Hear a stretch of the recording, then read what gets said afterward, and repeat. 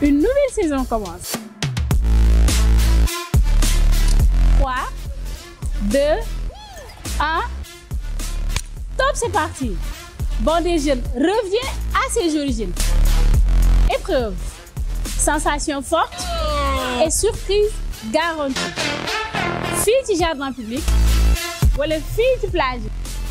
Bande des Jeunes, saison 2 sur la Galaxy TV Sénégal et ses plateformes.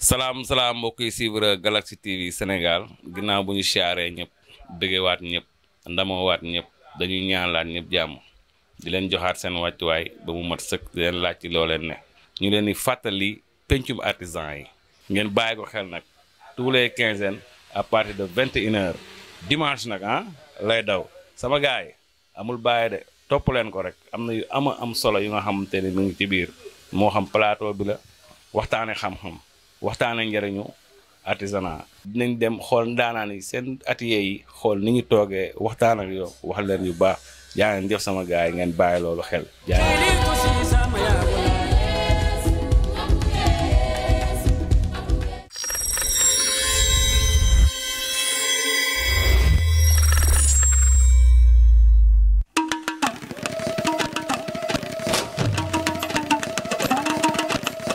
salaamaaleykum mbokki téléspectateur Galaxy TV Sénégal maa ngi leen di nuyu bu baax a baax di leen ziar ku nekk fekk naa la fi nga toog ne la jàpp loxo ngalawaay boo ko jotee na nga ko jottali ki nga dendal man la Khalil Gueye l'animateur de la nouvelle génération le plus jeune animateur du Sénégal maa leen di jox rendez-vous fii ci biir Galaxy ci seen émission Galaxy Show de 13h à 14h ma ne ko ambiance divertissement ak fun ma ne ko actualité nag fii la fekk baax fait divers yëpp laay indi ñu daal di koy waxtaane invité yi bu ne nag dinaa ko fi dalal kon nag gars yi mu ngi noonu muy am tous les samedis de 13h à 14h saa su ne nag li ci dàq mooy dama ci ànd ak samay invité célébrité yëpp dinaa leen fi dalal kon nag gars yi mu ngi noonu yéen annonceurs yi nag maa ngi leen ciy woo et ci biir Galaxy ci émission Galaxy Show ndaw lu nar a neex.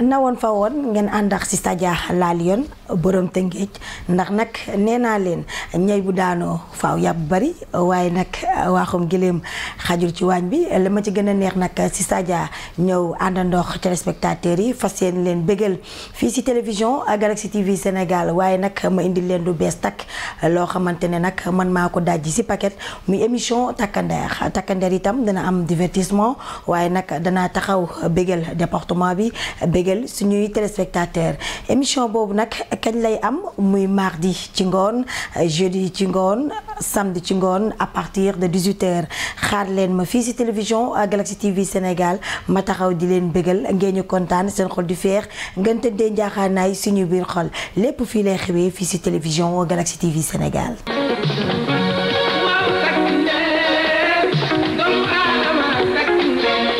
salaamaaleykum Sénégal salaamaaleykum waa àdduna bi kan la Gorgui Ndiaye alias Go man la fii ci Galaxy TV c'est ici que ça se passe xewewul feneen fu dul fii kon nag bu kenn zappé jàpp leen ko foofu da xam ni fii rek lay xewee.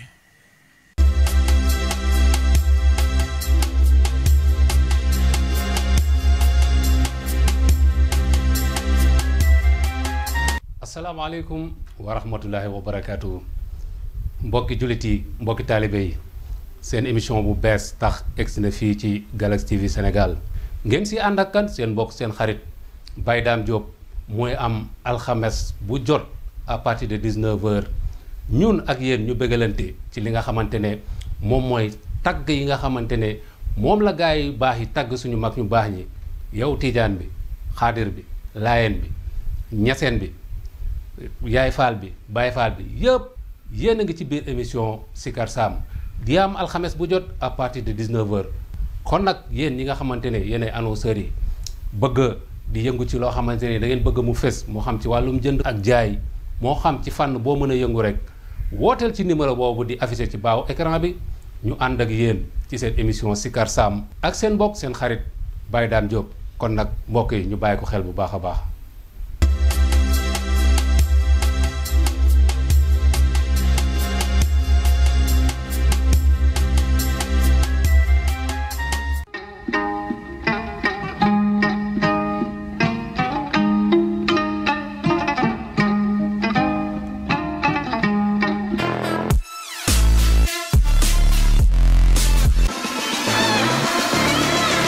Une nouvelle saison commence. 3, 2, 1. Top, c'est parti. Bon des jeunes revient à ses origines. Épreuve, sensation forte et surprise garantie. Fille du jardin public wala fille du plage. Bon des jeunes, saison 2 sur la Galaxy TV Sénégal et ses plateformes.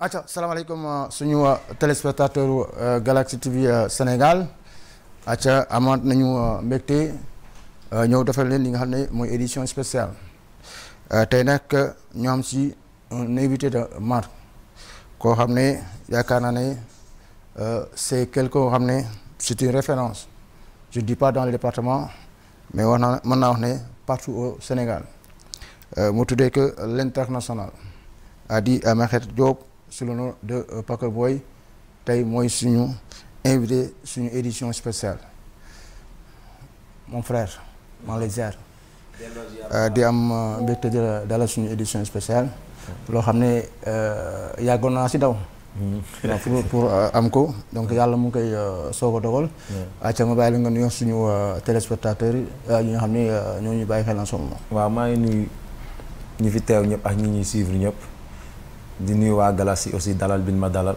di la nuyoo Alpha di la remercier aussi si invitation bi si jàkkaarloo bi xëy na tey la koy yàlla tuddoon et donc ça fait plaisir aujourd'hui di ñëw toog fii si télé Galaxy TV fas yéene waxtaan ak téléspectateurs yëpp si wàllu football tey nag on va parler que de ASC Yaakaar maanaam fi mu dooree jafe-jafe yi ba ñu bëgg ko yëkkatiwaat donc loolu yëpp yaakaar naa dinañ ko yaatal parce que boo xoolee si wàllu sommaire bi donc les origines de Yaakaar maanaam fi nga xam ne fa la Yaakaar dooree Yaakaar aussi am na moom moo xam ne tollu woon na si ay difficultés Yaakaar aussi maanaam li nga xam ne mooy l'histoire derrière li nga xam ne mooy logo bi la renaissance aussi de Yaakaar bi nga xam ne yaakaar naa ne moom nga bëgg a yëkkatiwaat je crois que foog yaakaar naa ne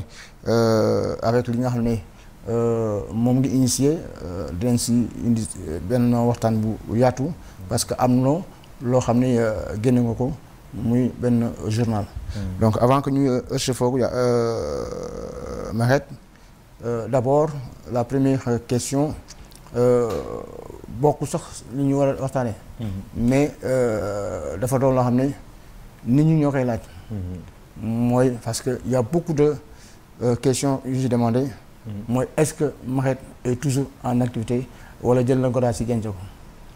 waaw comme ni nga koy waxee jël naa Godaas yi denc ko internationalement. mais national à tout moment mën naa jouer waat. à tout moment mën nga jouer. waaw. quand tu dis national. ça veut dire au on Sénégal passe au club.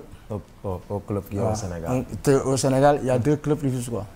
oui il y a 2 clubs rufisquois. te xam nga man dama xaw de waar. à tout moment mën naa jouer. mën nga jouer si un club rufisquois. waaw waaw voilà léegi nag ñu ñëw si li nga xam ni mooy histoire yaakaar parce que bu ñu xoolee yaakaar bu ñu koy door est-ce que mën nañu xam ne fekkoon na fi ki xam ne mooy Maxey Diop la création de yaakaar. yaakaar bi ñu koy door fekkuma fi. man dama fa relier en tant que cadet jamono yi ma fay fekkee cadet mais bi ñu sos yaakaar exactement fekkuma fi. période boobu yaakaar naa ne peut-être. xale laa woon dugg ma woon si football wala boog juddu ma woon. donc après si la rejoindre en tant que cadet.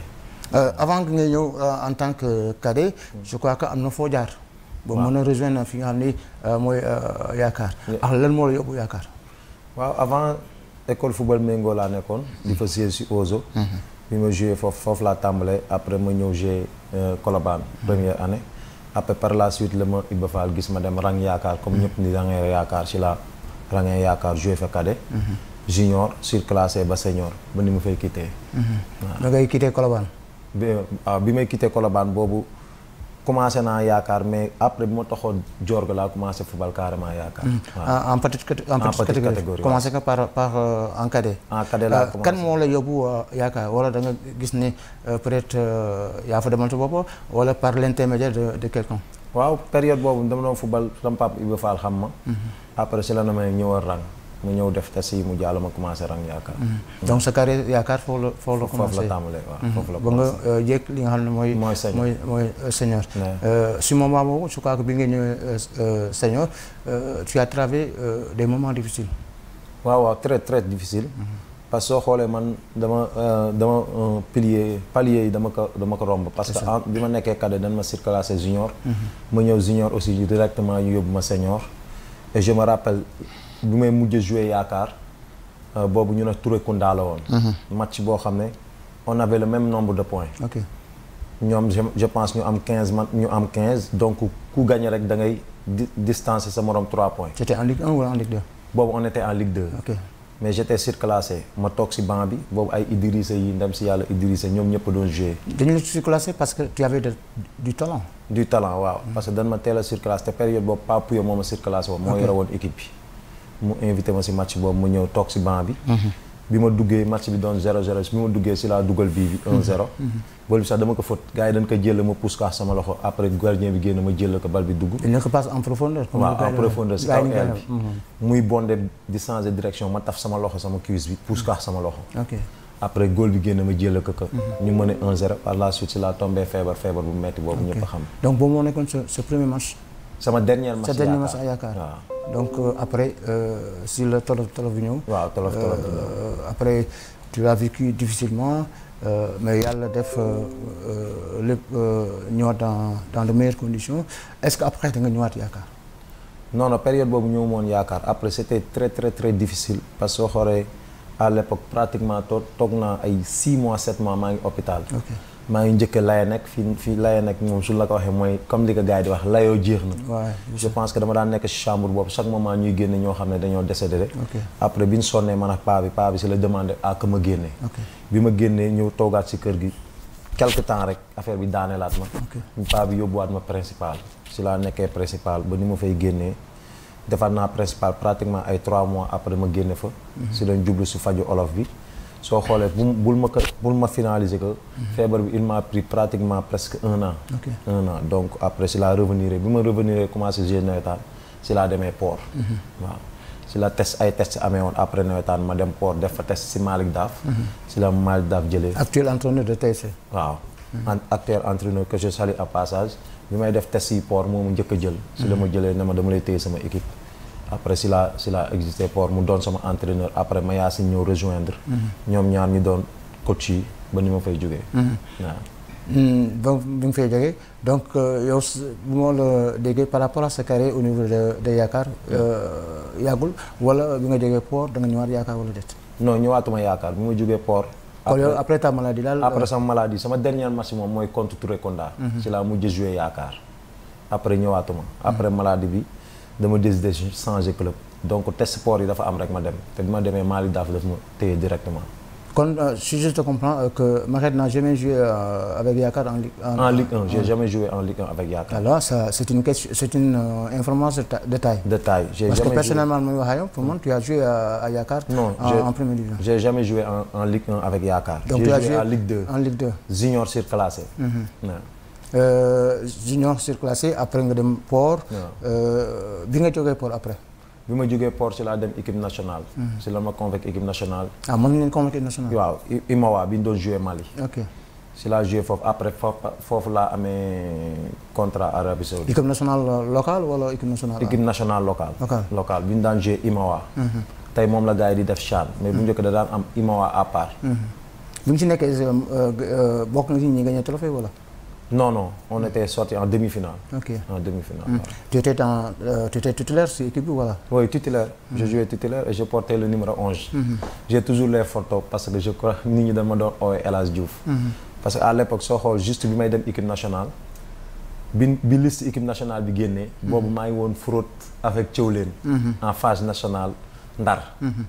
léegi bi ma dugalee 3 bi premier match phase nationale ma dugal 3 bi. ah Thiawlène yóbbu nañu ma Chelsea. phase nationale. phase nationale bi ñuy dem phase nationale Saint-Louis. ok ñoom njëkk a fraude avec Diallo Bakken. si la ñëwee Diorga Diallo ne man dama la soxla sama équipe ñëwal dama la bëgg a fraude. ok boobu maa ngi woon port. léegi après ma dem fraude premier match ma dugal 3 bi. ok bi ma dugalee 3 bi su guddi gi ma war a ñibbisee parce que liste convocation bi génne na. bi mu ñibbisee ñëw rejoindre matin bi équipe nationale gars yi di waxtaan xaw ma li xew nekkate journaux yi dañoo bind. Une fraude passée inaperçue. Makhé Diop a marqué 3 buts en fraude passée inaperçue. Après cela toogee équipe nationale ba ni demee Mali. Je reviens sur Yaakaar comme ni nga ko waxee tout à l'heure. mosoo fa joué en première division. mais mën nga fa joué en deuxième division. parce que tey la nekk Ligue 1 ak Ligue 2. mais avant c'était en première division et en deuxième division. tey sa histoire Yaakaar en deuxième division tey boo siy fàttaliku ko des moments extraordinaires et des moments difficiles. waaw moment extraordinaire yi ma siy fàttaliku mooy catégorie bi ma nekk du ma fa yàgg. catégorie bi ma nekk bi may ñëw di jouer cadet dañ ne ma xale laa woon. ma commencé di match yi premier match yi moom doo ma teg mais suñ déroulé 2 matchs 3 matchs da nga may commencé convoqué alors que soo ma convoqué directement damay rejoindre beneen équipe bi stop. après ma ñëw si junior bi joué. bi ñu amee match important bi contre Touré Konda ñu ooma ma rejoindre. en surclassé donc moment bi difficile bi may fàttaliku si Yaakaar mooy période boobu bi may mujjee jouer Yaakaar. parce que soo xoolee su ma dugalee si bii bi si période boobu laa mujjee jouer Yaakaar ba léegi nii. donc saa yu ma ko fàttalikoo rek daf may delloo sama feebar bi. donc match boobu c'était un match boo xam ne peut-être Yaakaar dafa waroon en première division wala c'était un match boo xam ne. match bu décisif la. parce que ñoo tolloo woon point. kii gagne da ngay écarter sa morom 3 points. parce que 3e bi ak 4e bi était loin. ñu ñaar ñoo nekk su kanam di xëccoo. donc si la 1-0 bi amee après ma bàyyi leen ak 3 points mu resté ay 7 matchs yu ñu waroon terminer je sais pas 8 matchs. si je me rappelle bien après noonu lañ mujjee yéegee. avec le port des moments extraordinaires en première division. oui des moments extraordinaires. tey sooy fàttali ko benn match boo xam ne tu t'es senti que ce jour-là vraiment j'ai fait un très bon match ban match lay doon. il y avait le match 2 matchs la woon. benn bi y avait contre Douane. directeur technique bi comment appelle directeur technique à l'époque c'était pas Mayasima l'autre Amsata. Amsata si la ma wàcce dugg si versaire yi. oo ma oo sama papa nekk ool ma booy mu oo ma ne décourage tu vas être un grand joueur. Mayasima. Amsata. Amsata Fall. à l'époque moo doon directeur technique national. qui est maintenant le directeur exécutif de la ligue. de la ligue. beneen bi ma si fàttaliku mooy contre xam-xam Léopold Sédar Senghor. boobu laay njëkk a joué Léopold Sédar Senghor. match boobu maa ngi dugal 5 buts. waaw donc fàttali ko yaa si amoon. si port quoi yi ma gën a marqué te aussi si laa amee sama sélection. damay dellu si Yaakaar am benn surprise bu ma la defal. sama réalisation excusez-moi dama woon photo bi bii fan photo la. photo bi. ban match la woon aussi. lii du match. lii bi ma feebaree ba tane la. après ma taxaw sa koñ ba ne leen kaa leen photo ma. boobu aw ma woon espoir joué waat. parce que dem naa ba peser ça c'est émouvant. oui peser naa ay 12 kilos je pense 15 kilos après yaakaar ñoo ma indiloon maillot bii. pour nga sol ko nii rek pour ma sol ko nii. parce que après bi ñu yéegee dañoo may ku nekk sa maillot. ñoom soo gisee ñu jox ma sama maillot parce que bi ma ñëwee numéro 11 bi laa jëloon. donc après si laa ne kaa leen photo ma comme ça ñu am souvenir ëllëg. ma jël maillot bi takk laasa yi sol dàll yi fekk dàll yi sama papa mu ma ko jëndaloon. période bi may nekk hôpital la jëndoon dàll yi mu ne xoolal dàll yi. soo ko xoolee di nga am envie jug dem football yi.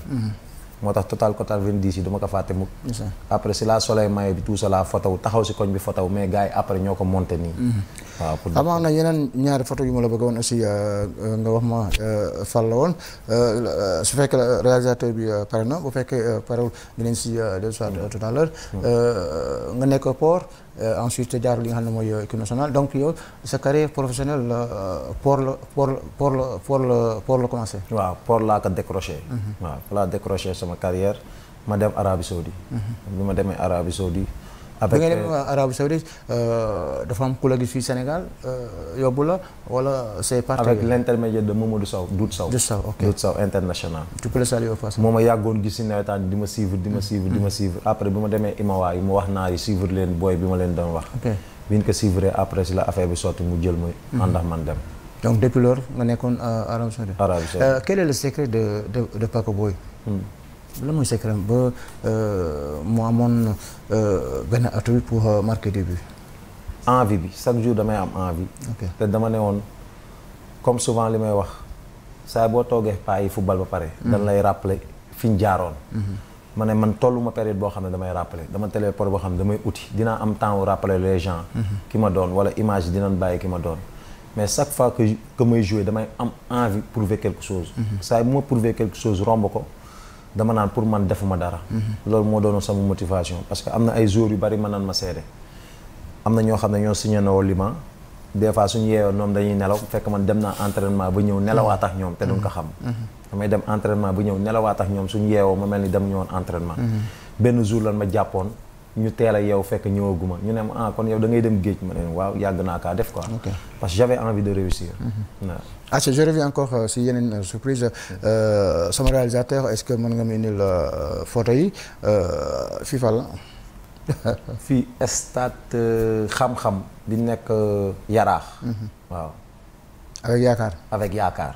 en cadet. maa tey godage bi ne naan damay photo. di nga wax Alpha moom fu la jël photo yi. Alpha lu jënd xanaa gars yi ñoo la ko jox. yi souvenir bu important très important waaw photo yi yëpp ay souvenirs yu important la. waaw parce que soo xoolee à l'époque. bii la aussi. bii tamit ñoom Yaakaar la. ok avec Robert Diouf Zo. xam naa ñu ñëpp Omar Samba Cheikh Tidiane Gazelle Assane Sy Omar Samba Abdou Meng tout ça ñii ñëpp. soo xoolee période bi man maa gënoon nekk booy pratiquement si ñoom. waaw kon ñi toog ñu yëpp ñoom ñoo la magoon. ñi ñoo la mag. waaw am na ñoo xam ne ñooy tolloo at mais la plupart ñoom magoon. waaw. ok donc mu doon ay photos yoo xam ne ay photos souvenir la. waaw yoo xam ne vraiment ça te rappelle beaucoup de choses quoi. oui ça me rappelle beaucoup de choses parce que période yi dafa metti woon. il fallait que ñu toog xaar Ndiaga Ndiaye dem. suñu jëmee Ndiaga Ndiaye ba pare suñu footballee ba pare benn orange lan lay jox ne la ñu bil. Yaakaar. waaw période bi soo footballee ba pare orange lan lay jox. orange lan lay jox si oto bi amul prime amul dara. orange bi su ñëwul doo kontaan orange bi moo doonoon prime bi. waaw c'était difficile. waaw c'était des moments difficiles quoi avec Yaakaar. Yaakaar di dox ba tey mu nekkoon fi li nga xam ne mooy excusez-moi en première division. yooyu yëpp fekk la fa. mu la fekkoon bitim réew. en tant que joueur professionnel foog lay taxaw ci carrière professionnelle bi nga nekkoon fi nga xam ne mooy Arabie Saoudite là aussi nga def ay saisons yoo xam ne ay saisons yu extraordinaire la yoo xam ne aussi est-ce que mën nga si fàttaliku ay des moments. waaw fàttali moment yu bari surtout moment bi ma njëkkee dugal sama 100e but bi. 100e but bi parce que bi ma dugalee sama 100e but bi contentement laa amoon bu baax parce que. tu as marqué 100 bi. 100 bi période boobu maa ngi marqué woon 100e but bi milieu de terrain laa ko dugalee. 100 bi période boobu. mais instant je pense maa ngi si. non Émirats. je pense actuellement maa ngi si ay 280 et quelques. waaw donc li ma si fàttaliku woon mooy période bi may nekk Dafara. équipe bu ndaw la woon boobu bu ma fay ñëw D2 la nekkoon. ñuy développé comme nii rek si studio suñ toogee di waaj a entraîné ñuy seetaan Al Ahli ak Al Hind ñuy joué. ma toog gars yi ne fii dama fiy joué. ñu doon waxtaan nii ma ne leen fii dama fiy joué. ñu ne ma mais yow da nga fuy. boobu maa ngi D2 ak ñoom. ok ñu ne ma mais yow da nga fuy ma ne la fii mën naa fee jouer boobu ay Assawa Diane. ay Diakité. le Ghanéen. Ghanéen ñoom ñoo doon jouer derby bi ñëpp koy seetaan. ok ñuy mbalak ma ne leen fii un jour dinaa fi jouer à l'espace de 2 ans ñaari équipe yi di ma xëccoo. ñoom ñoo toog fàttali ma ko. donc yooyu yëpp ça me fait plaisir tey su ma ko xalaatee. parce que pourtant naturellement laa ko doon waxee nii parce que dama leen seetaan xam qualité bi. ma xam ne liggéey la fa mën a yóbbu. parce que man benn assurance amoon naa ko mooy liggéey moom kenn du ma fi yeexal ñi may àndal sax xam na ne heure bi jotee ma dem bàyyi leen fa. parce que je savais que li ma bëgg dama xamoon li ma bëgg waaw. mais un joueur comme Paco Boy sous le nom de Makhé Diop nga def benn carrière bu riche. su fi nga xam ne mooy Arabie Saoudite Liban concert dugal fa ba li nga xam ne mooy presque 100 yaa ngi wax léegi 200 et quelque. mais li xawal jaaxal Sénégalais yi. mooy que pourquoi kenn mësula convoqué en équipe nationale là. parce que à l'époque comme li ñu ko wax souvent man du ma wax ju bari. parce que je préfère garder sama silence. parce que à l'époque soo xoolee attaquant yi doon recherche ci net bi yëpp saa yi bu ñu gisee dañuy gis ne maa ëppale but. donc par la suite si laa ñëwee vacances Aliou Cissé à l'époque moo fa nekkoon ne ma pourquoi doo dem Europe ma ne ko non je suis sous contrat mu ne ma soo demoon Europe rek ma convoqué la. mais ni ma toogal ñëpp dama ne leen football bi saa yi bu ma masaan wax sooy xool sama interview yëpp saa yi bu may masa wax dama ne leen. football bi dëkku naar yi lay mujjee. te boobu defoon na ay 7 ans ci ginnaaw kenn gëmu ma woon. mais aujourd'hui ñu ma gën a doon xale. ñooy dem dëkku naar bi. te am nañ joueurs yu fa nekk ñu ngi leen di convoqué équipe nationale. moo tax man des fois saa yi bu ma waxee du ma insister damay bàyyi le temps def devoir am. lu tax nga ne football bi ci dëkku naar lay mujjee dafa am foo ko tegoon wala. si parce que fu infrastructure am. développement dina fa am. bien sûr donc fu développement am joueur dina fa ñëw. foofu laa gisoon parce que ma gisoon ne facilité bi amoon di construire stade yi ñëpp nekk à l'aise ñu am parce que bu njëkk ñii dañ naan màgget yaa fa nekk mais c'est pas màgget yi nekk ñu fa parce que man waxoon naa leen tey soo seetloo période ba ma fay nekk naan damay dugal ay 100 buts 100 buts ñu naan non ay màgget a fa nekk tey màgget yi nekkul fa ña fa nekk ek dugal nañ 100 buts dugaluñu 100 buts parce que football bi moo demee noonu football médiatiser wuñu ko woon foofu. donc yow soo ñëwul sur le terrain doo xam valeur yi fa nekk. parce que tey soo xoolee championnat 8 professionnels lay am. Nice des ñoom ay local lan te joueurs locaux yi joueurs yu baax lan moo tax championnat bi day am niveau. donc par la suite équipe nationale après le temps da leen dab. mënatuñ ci dara temps bi da leen dab. kon yow Aliou Cissé li nga nekkul championnat européen yi. moo tax convoqué wu ma man oo na ma ñu waxtaan ci. mais pourtant tey ñu ngi convoqué la moitié ñu ngi oui parce que le temps a raison. comme ni ma koy waxee tu as raison. oui j'ai raison parce que chaque fois damay insister di leen ko wax. championnat fu mu mënti nekk bu leen xeeb championnat bi. parce que cadre camp yi benn cadre la. bien sûr bal bi benn la taille bi ëppul. donc nit ki li mu mën quel que soit championnat bi mu nekk da ciy adapté wu. mais par la suite dama ne sama choix la aussi comme moom insisté woon amoon naa contrat ren. mais par rapport ak naari bëgguñu ma bàyyi te différence bi dafa bari woon. man je préfère me concentrer aussi si li ma nekkoon. au-delà de carrière bi nga xam ne am nga ko si dëkku naar yi est-ce que y avait aussi des possibilités des pays européens yoo xam ne par rapport ak bii nga la dugal au niveau de si dëkku arabe yi daan nga am ay contacts sur le plan européen. am naa contact yu bari dama daan am contact yu bëree bëri mais chaque fois bu ma amaan contact naar yi ne ma toogal ma yokkal la te man période boobu ak sama passage fi ma jaar yëpp et man je savais que ne man maa doon bopp famille bi donc j'avais pas droit à l'erreur moo tax période boobu man su Érythrée ñëwoon fay ma lu ëpp sax Érythrée laay def. moo nekkoon le secret de Paco ba mu nekkoon cerveau bi. c'est-à-dire man paa bi ni ma éduqué la dafa ma éduqué à telle sorte que man sama liggéey waaw Père Aliou Ndiaye que je salue au passage dafa ma éduqué à telle sorte que man sama liggéey rek laa gëm. parce que véridique waaw liggéey rek laa gëm man dama jàpp ne man sama liggéey moo ma may dara pexe mënuma may dara man pour man lu ma liggéey installé rek moo ma mën a may à partir de ce moment ma xam loolu si laa xam ne liggéey may déggalu ma dama naa ñëw naa fi vacances période bi ma lay wax tout à l'heure ma ne la signé naa Al Ahli Al Inde te pourtant dama toogoon di leen ko wax gëmuñu ma même année boobu dama ñëw vacances dañoo para defara ma ñëw vacances fii def fi 2 semaines fay 25 millions dem France tëju fa 10 jours 25 dama fi def 2 semaines maire bi ne ma foo jëm sa vacances yi gàtt na de ma ne ko maa ngi ñëw dañ maa oo fekk man préparé naa li may préparé xam naa ne Sénégal 2 semaines laa fi def yeneen 2 semaines yi des sama vacances maa ngi koy passé France avec un préparateur physique temps yooyu préparateur physique individuel bariwul pratiquement ñi ko fi njëkk a jël man si la bokk parce que kooku dama ko xamoon may waxtaan ak moom ma ne ko bëgg naa tëju liggéey lan laay def vacances yi après si laa ko mu wax ma facturé ma fay ko je pense 10 000 euros 15 000 euros soo ko équivalé ak hôtel bi ma nekkee ça m'a coûté 25 millions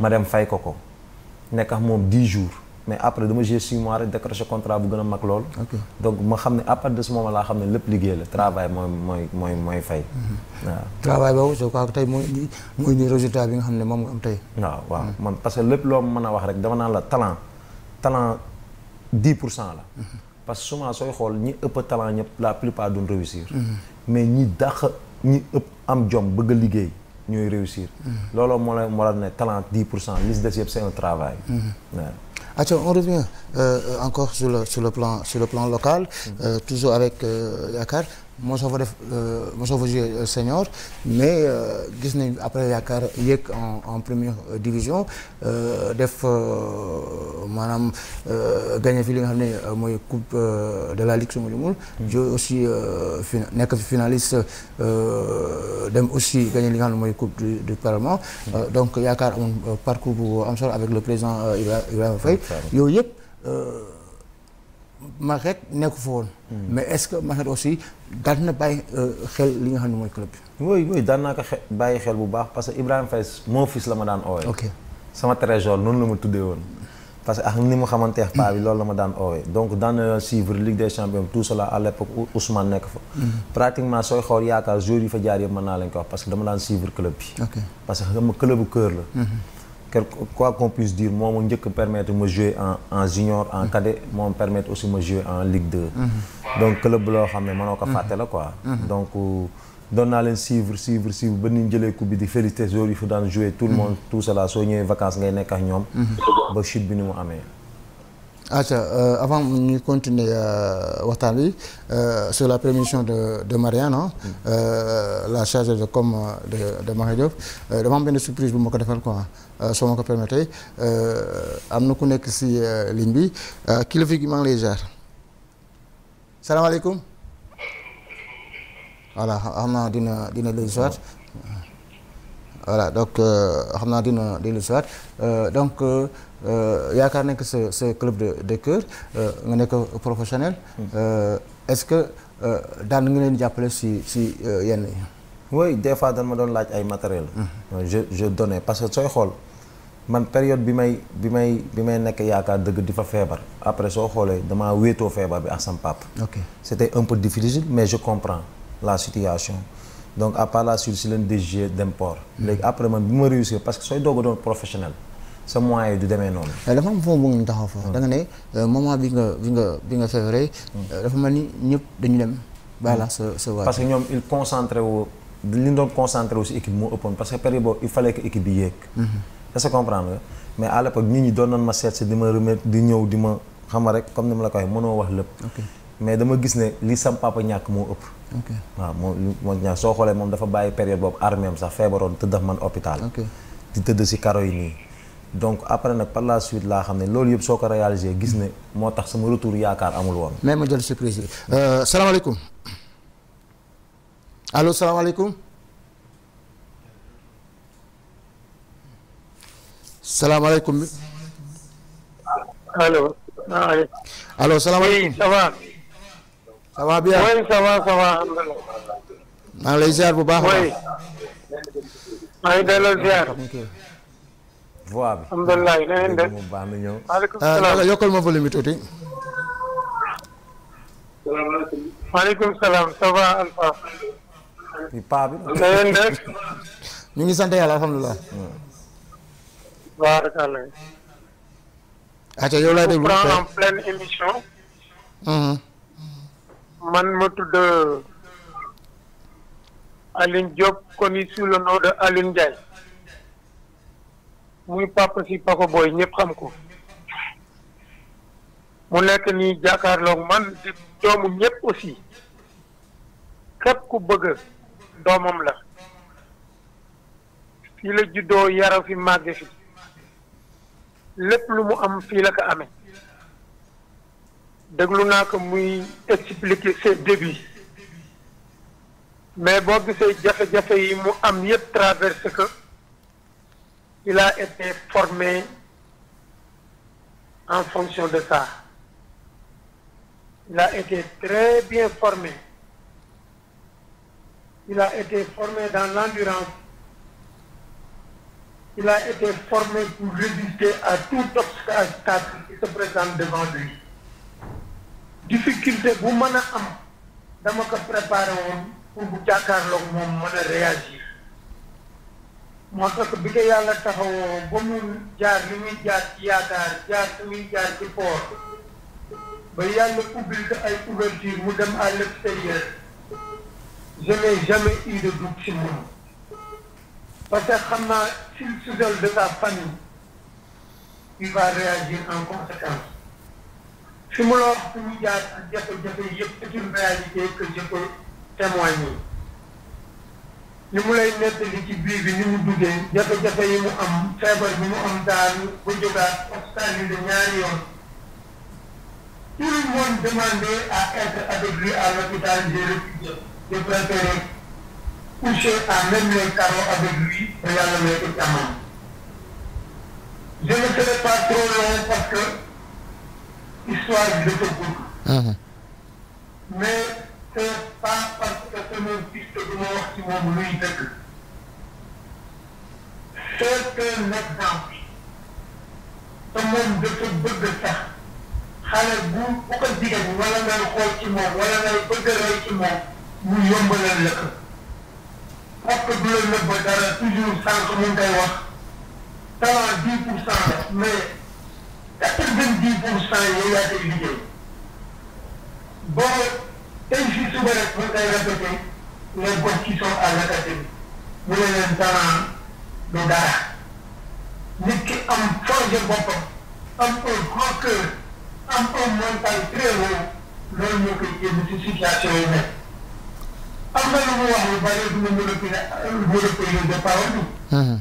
parce que bi fi jógee dem Liban dafa ànd ak ay ñaari nit ñooñu kenn ki nekk lu international keneen ci dafa moom équipe nationale génnewaat mais ba ñu demee ba amul jafe-jafe moom dana nekk toujours au devant de la yàlla dimbali ko. je vous dis bi mu jëkkee signé contrat bi dafa bañoon na di ko signé ñaar ñooñu mu àndaloon dafa force ñu jël kenn ci wala moom du signé mën naa tudd tur kooku nekk na en équipe nationale A.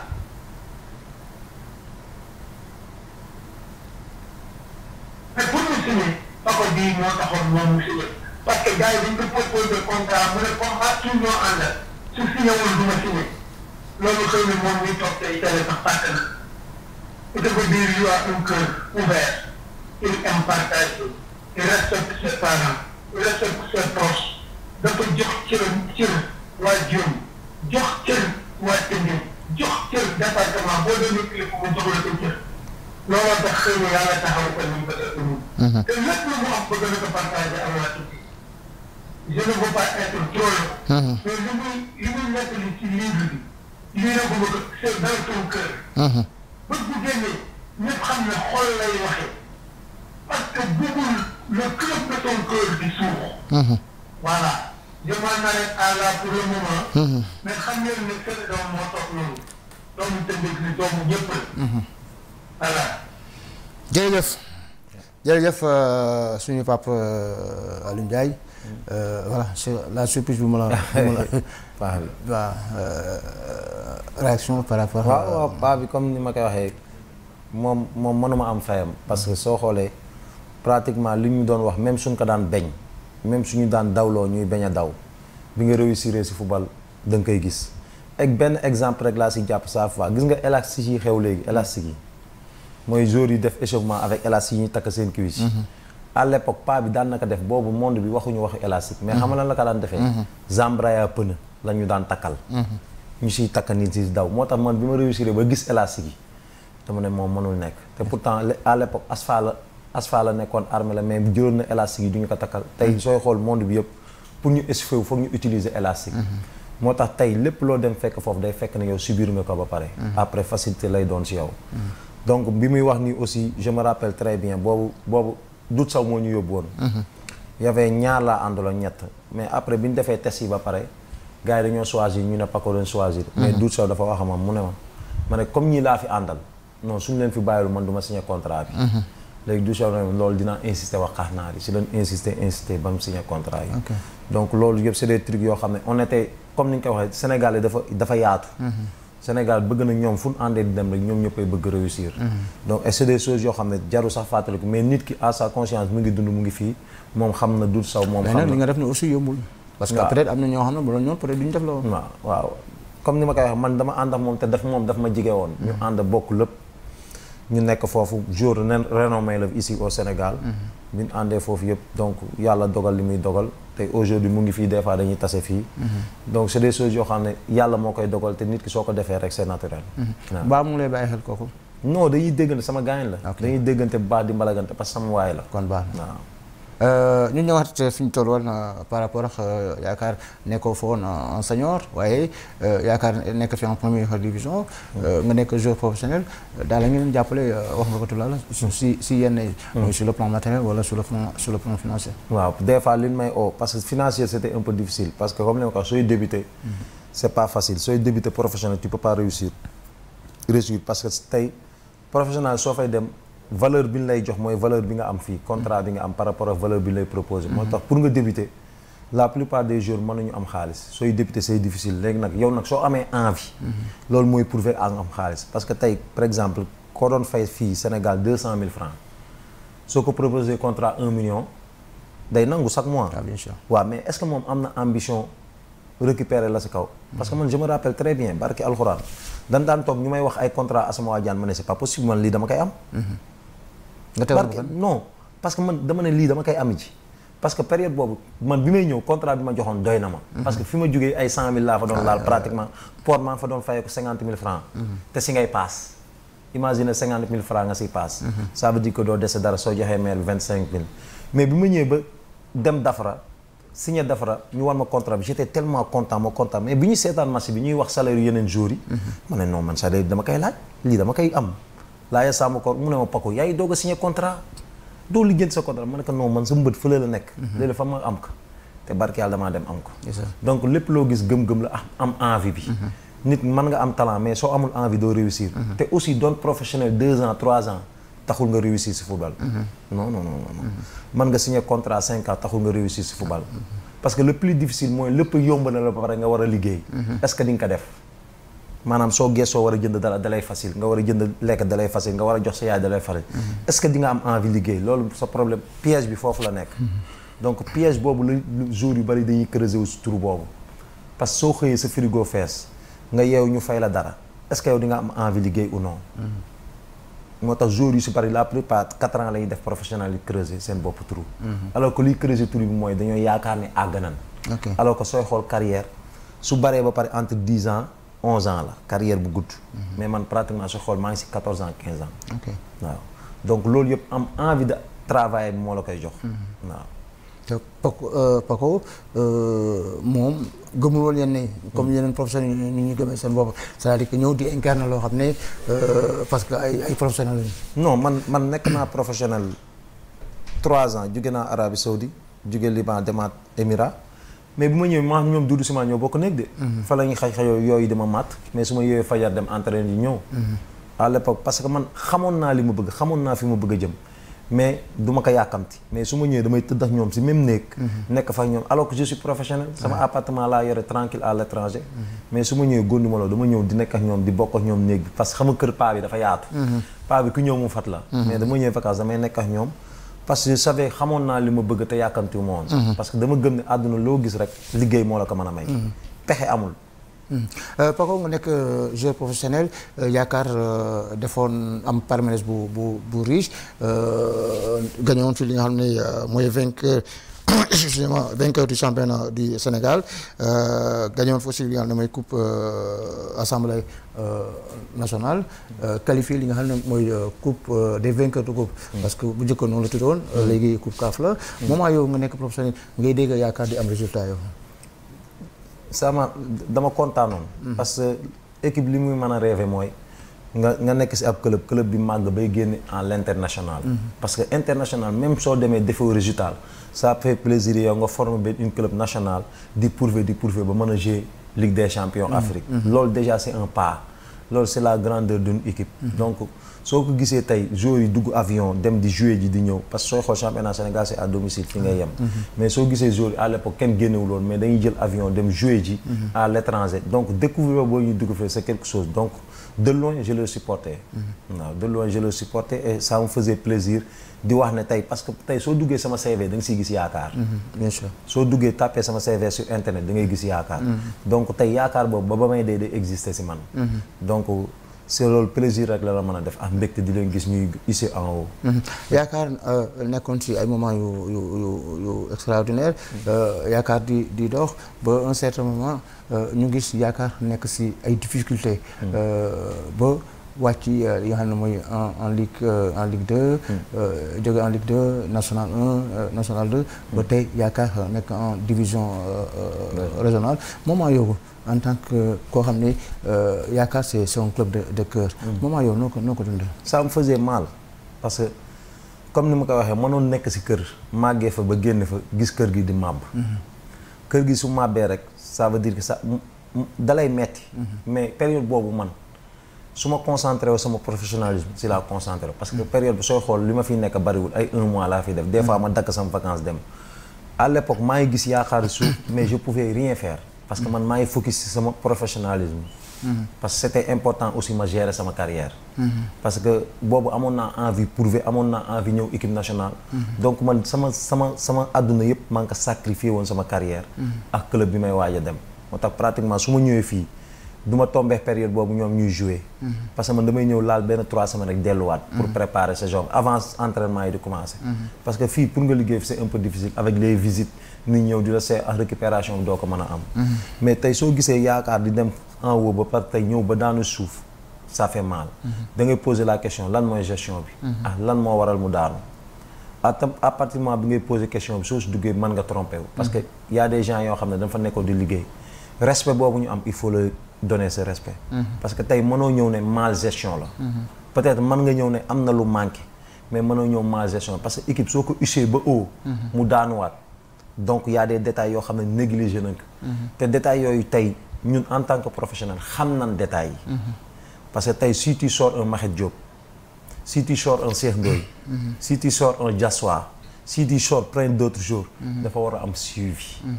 parce que waroo génne jour rek génne leen dafa war a am suivi parce que FIFA am na ay règlements yu ñu tenir moo tax une équipe de football non seulement da nga war a am président da nga war a am ay coach mais da nga war a am côté boo xam ne mooy suivre le transfert des joueurs. su suivre le transfert des joueurs ça permet équipe bi exister. mais tey su may gis ne surtout yaakaar foofu la nekk peut-être Ibrahima il faisait tout. mais àdduna kenn matalu ba il a tout donné pour yaakaar. donc manquement yi nekk ci biir au fond doo ko xam. mais man si ni may raisonner ak ni may xalaatee rek laa mën a gis ne peut-être si côté boobu la faay mën a amee. yow pour yow problème de gestion moo tax peut-être club bi ab chute. waaw problème de suivi. waaw yow pour yow loolu la quoi. waaw pour man loolu la. parce que si tu commences à période boobu mën a génnee ay jours rek. pour man pour nga citer waru gaaw. parce que déjà li gën a difficile def nga ko génn nga ay joueurs. waaw génn nga ay joueurs. mu nga nekk joueur professionnel yaakaar nekk si ay difficultés wax nga ko tout à l'heure ne moment boobu mën a woon a réagir parce que yaa ngi taloon sa carrière. mais on a vu que un Paco dafa ma ni dafa xawoon a mere peut-être man noonu la xam ne expliquer les dirigeants de yaakaar wala peut-être gestion bi moo ko neexul. ñu gis Paco am fu mu investir. noonu la xam ne jàppale. muy du côté de AGEL. waaw parce que soo xoolee côté de AGEL bi ma fiy dugg. boobu maa ngi woon. parce que moment boobu yaakaar am ay difficultés. waaw pourquoi Mahet deful ay pas pour gën a redresser. parce que à cette époque j'étais pas mature. ok man maa ngi concentré sur football. soo xoolee boobu fu mu football rek moo ma ñoroon. parce que jeune laa woon période boobu. te même période boobu sooy xool yaakaar bi mu chuté période boobu la. Samba Koor ñëw. ok ne ma Paco dama bëgg a waxtaan ak yow. ok am na benn club bu ma bëgg a former ma ne ko Samba man je suis concentré sur mon carrière. demal nga waxtaan ak paa bi lu la paa bi wax rek décider naa ko. ok si la demee wax a paa bi ba ni ma duggee AGEL. waaw donc loolu mooy dugal sa. looloo ma dugal AGEL parce que moom daf ma ko wax mënuma ko woon refuser dara. parce que Samba dañoo jigante woon.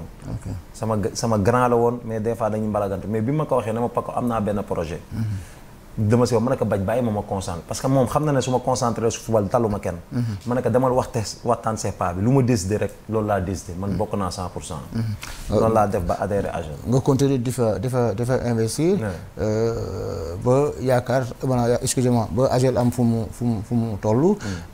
nga nekk aussi si yeneen activité en même temps nga nekk joueur professionnel.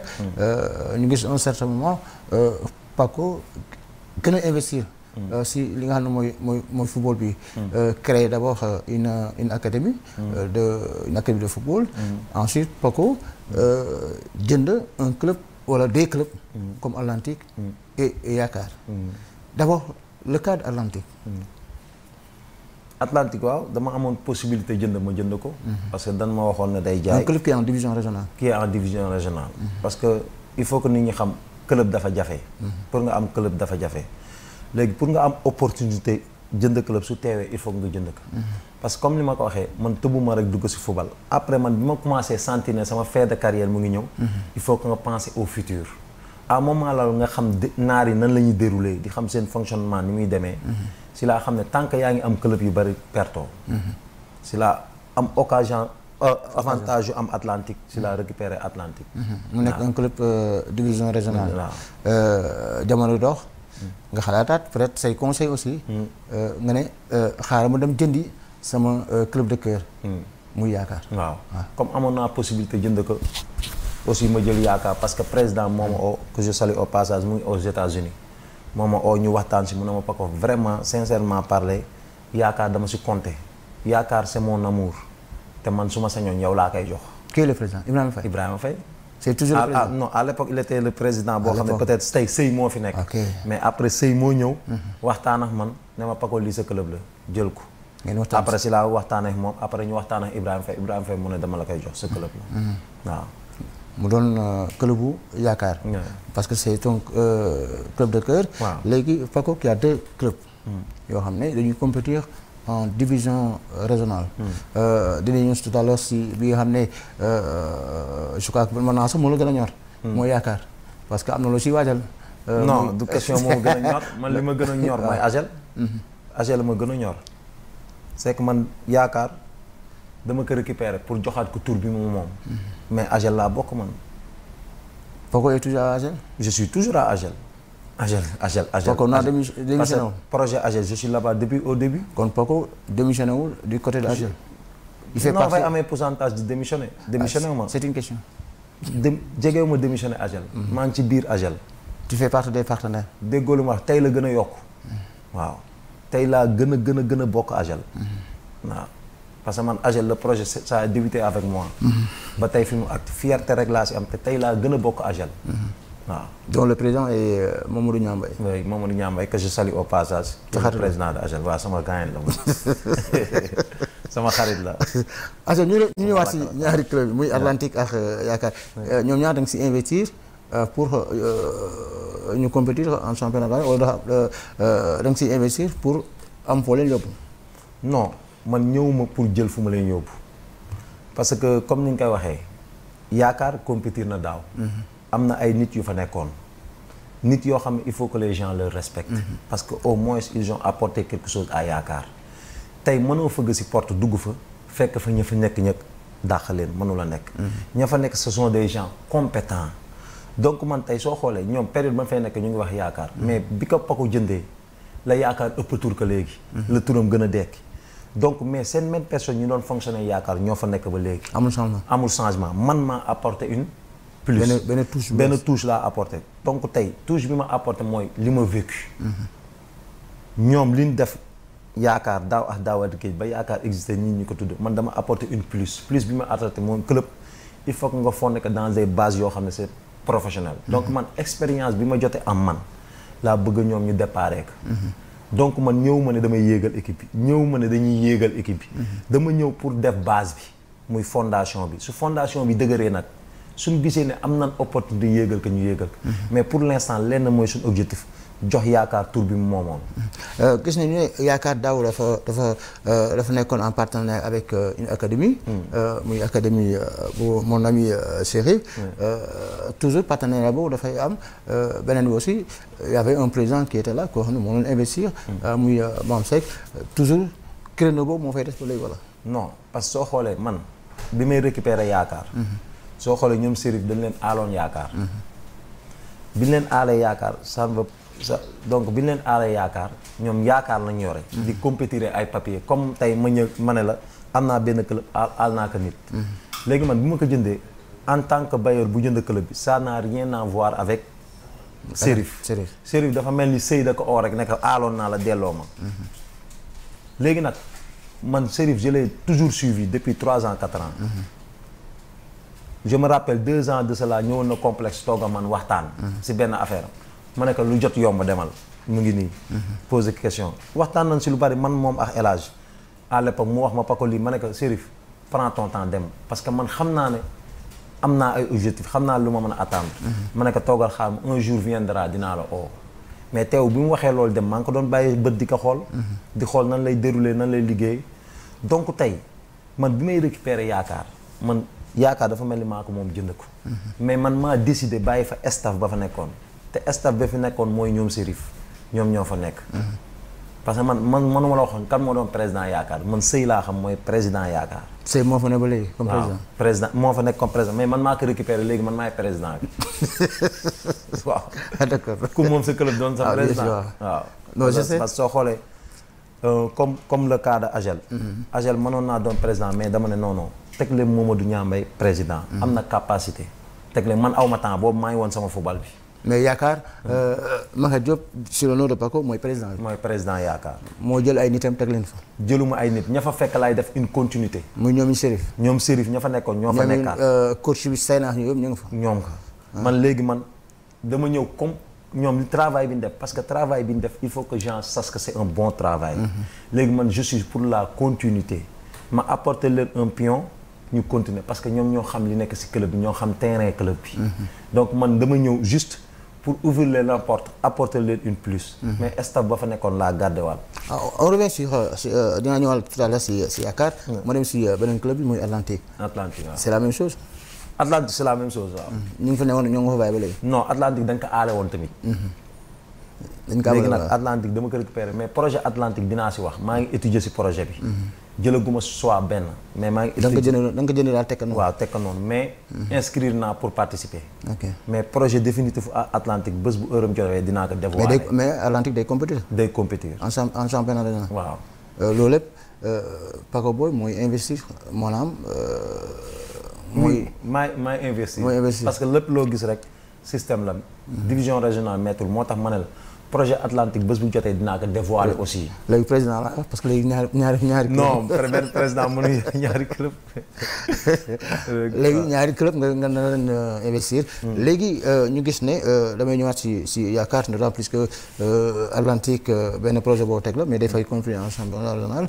mais ñu gis ne boo xoolee dafa mel ni sa bët yaa ngi ko gën a teg si yaakaar si yaakaar nga gën a teg sa bët parce que gis nañu ne yaa ngi. am looy préparé muy le journal bi nga xam ne moom ngay waaj a génn le projet de yaakaar président. waaw man sama bët maa ngi ko gën a teg si Agel d'accord sama bët maa ngi ko teg si Agel. non si yaakaar non président si yaakaar. non sama bët mu ngi si Agel. non Agel laa gën a bokk. mais gars yi sama club de cœur. gars yi ñu ne bokkatoo Agel non Agel man sama bët a ngi Agel sama amoon 24 heures de temps. 16 heures de temps yëpp Agel laa koy jox. donc yaakaar c'est club de cœur la c'est-à-dire yaakaar il faut que nit ñi xam ne sama passage petite catégorie yëpp fa laa ko defee. et tey bëgguma club bi disparaître. te soo seetloo ñu si bari nekk nañ si club am beneen club mais amul coow. mais soo xoolee bi ma jëlee yaakaar ba léegi le nom de yaakaar circule donc man je suis là pour redonner. non à yaakaar xam ne yaakaar la renaissance de yaakaar. voilà da nga bëgg a nit ñi di ko waxaat xam ne yaakaar deewul. parce que soo doon xool li ñu ko daan tudd daaw ni ñu ko tuddee période 1 mois bi moo ëpp fuuf. donc. mais parce que y a le nom de Paco Boy. de Paco dedans. alors que looloo tax ma ne la ña fa nekkoon ñoo fa nekk mais tey su ne la renaissance de yaakaar il faut que ñu fàttali que nit ñi. fan la yaakaar nekkoon. moo tax ñu décidé def benn magasin pour wan nit ñi yaakaar fan la nekkoon. parce que tey à l'époque am na jeunes yu bari tey màgg nañ xamuñu woon lan mooy yaakaar. donc dañ leen di fàttali que lan mooy yaakaar suñu leen fàttali ko lan mooy yaakaar ba war leen ni remarqué nañ surtout yaakaar am na mais teewul écurie mën nga daanu jugaat. donc nous sommes là pour apprendre nous aussi. nous sommes là aujourd'hui pour wan na ne yaakaar mu ngi fi. est-ce que comprendre pour nit ñi ni nga koy waxee turu yaakaar xam ne yaakaar ma teg fi ay. c'est-à-dire que Makhé Diop dafa ñëw pour. renaissance de yaakaar indiwaat yaakaar. turam waaw yóbbu ko beneen niveau boo xam ne yaakaar nekkoon na fa. waaw je crois que loolu mooy l'objet de ce. l'objet mais ça man tey mën naa ñëw wax que nit ñi xaar ne Paco day yóbbu yaakaar Ligue 1. moo tax ma ne cette année. mais ñu bari bu ñuy xalaat. foofu la ñuy xalaatee. parce que Paco dañu ne dafa ñëw. pour jël yaakaar yóbbu ko fi mu nekkoon. non dama ñëw pour joxaat yaakaar tour pour nga yóbbu équipe il faut nga dérouler ba commencer. équipe pour nga xam sa objectif yow. foog nga dérouler sa parce que mën nga recruter tous tes recrutements possible nga yaakaar ne da ngay am équipe bu baax. nga départ championnat bi moo lay wax yow da ngay maintien wala da ngay jël coupe. championnat bi ni muy dérouler parce que mën nga sélectionner des joueurs mais defaroo équipe léegi yow soo defaree équipe ba compétir 2 3 matchs 4 matchs. si ngay xam ndax yow mën nga yéeg wala mënoo yéeg. moo tax ma ne tey dama ñëw pour joxaat yaakaar non mais décidé gu ma. yow daal day yéeg pour tur bi nga bëgg a yëkkatiwaat d'abord yëkkatiwaat tur bi laa bëgg di yëkkatiwaat avec samay projet yoo xam ne. bëgg naa base bi am. parce que équipe dafa war a am fondation boo xam ne même man su ma fa nekkatul tey fondation boobu duñ ko toj te loolu mooy lan. être en division régionale ça ne veut pas dire que tu dois être professionnel. donc tey essaye tey ñoom professionnel bi ñu fi bàyyi woon tey ma ñëw améliorer ko. par rapport ak sama expérience par rapport ak man li ma bëgg a def. parce que des fois nit ki dina am envie def dara mais man lu ma bëgg a def lépp la décision finale ne me revient jamais. ñi ma fa nekk di liggéeyandoo foog ma waxtaan ak ñoom ne leen loo leen si xalaat. gis naa lii vécu naa ko parce que li nga jàng bokkul la li nga pratiquer. parce que man soo xoolee football dama ko pratiquer dama dugg si biir xam. au niveau xam moment yi ngay baax xam organisation xam nan la ñu doon organiser en tant que joueur. ak nan la suñu dirigeant doon organiser. donc à partir du moment nga xam loolu rek di nga xam yow ban base nga mën a defaree équipe. mais soo fekkee da nga jóg na ko da nga def la renaissance de yaakaar. je crois que sa base. dafa doon ay nit ñoo xam ne. si benn côté bi ñoom ñoo la siy jàppale. waaw est-ce que là yaa ngi si travail pour loolu noonu. waaw parce que looloo tax ma ne la ñi fi nekkoon. c'est des bons travailleurs. parce que soo xoolee. yow li nga bëgg est-ce que par rapport ak ñi fi nekkoon mën nañ relever le défi. ku si nekk entretien na ak ñoom. ok ñoom xam nañ objectif boobu xam nañ loolu. ñoom xam nañ ko ma waxtaan ak ñoom ne leen ñoom si li ma tontu man xam naa ne xam nañ yenn base yi. léegi dama ñëw apporter le un plus boo xam ne je monopolise pas la parole. maanaam du man maay décider. c'est une discussion en groupe. ñu trouver loo xam ne mooy meilleur que équipe bi ñu def ko. mais chaque fois nee naa la day na ma bàyyi xel si li ma pratiqué. maanaam tey suñ si amee 10 ou 50-50 bàyyi leen sama 50 dem. parce que yéen da ngeen ko théorie gis ko mais man dama dugg au fond pratiqué ko. comprendre moo tax ma ne ñi fi nekkoon ils sont très compétents donc ñooñu dañ fiy nekk ñuy ànd ndànk-ndànk di jox yaakaar turam. en parlant de ñi fi nekkoon. Il y a les dirigeants de Yaakaar qui étaient là. mais tey à partir du moment où nga jënd club bi. ñoo nekkatuñu. tu deviens directement président. je sais tu es le président. waaw mais xam nga sax ba léegi ñi fi nekkoon. ñoom lay responsable. ça veut dire que staff bi doon liggéey parce que soo xoolee équipe bi ñoom dañ ko aale woon. biñ ko aale Chérif ak organisation am. kon waa Chérif nga jël.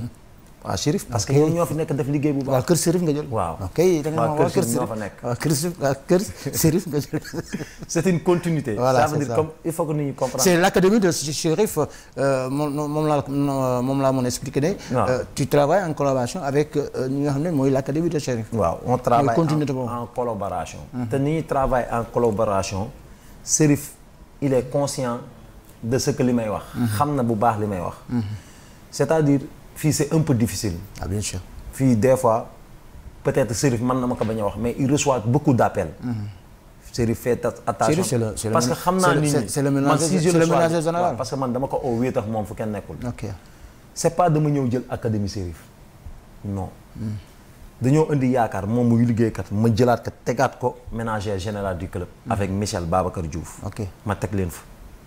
bu ma leen fa tegee léegi nag par rapport parce que man Paco même lu ma xam-xam football mënuma dem jël jour su ma jëlee sama entraîneur teg ko entraîneur bi mooy recruter jouram ok te pourtant mën naa recruter jour mais entraîneur bi mooy recruter jouram parce que résultat su amul la faute revient à qui à l'entraîneur tey entraîneur su fekkee man maa ko jëlal jour man bés bu ma ko daaxee mu ne ma amul problème parce que yow yaa choisir say jours waxuma la ñuy baax na yaa jël say jours donc moo tax ma ne la peut-être académie Chérif am na ay éléments yu baax yoo xam ne soo waxtaanee Chérif mën na rejeter peut-être ñëpp a baaxuñu c'est une question boo xam ne ça pose sur l'entraîneur pas sur nous parce que l'entraîneur bi def système am moo xam nan la koy defee donc mais Chérif c'est un homme honnête bu ma waxtaanaa avec honnête parce que su may wax télé laay waxee parce que c'est très compliqué dañoo nekk dëkk boo xam ne peut-être gis nañ ñaar ñoo xam ne war nañ mën a ànd liggéey dinañ si ut pexe man dans ma vie du ma nax kenn man sama ñax lu ma mayul moo tax ma bëgg taxaw bëgguma ko parce que Chérif gère une académie waaw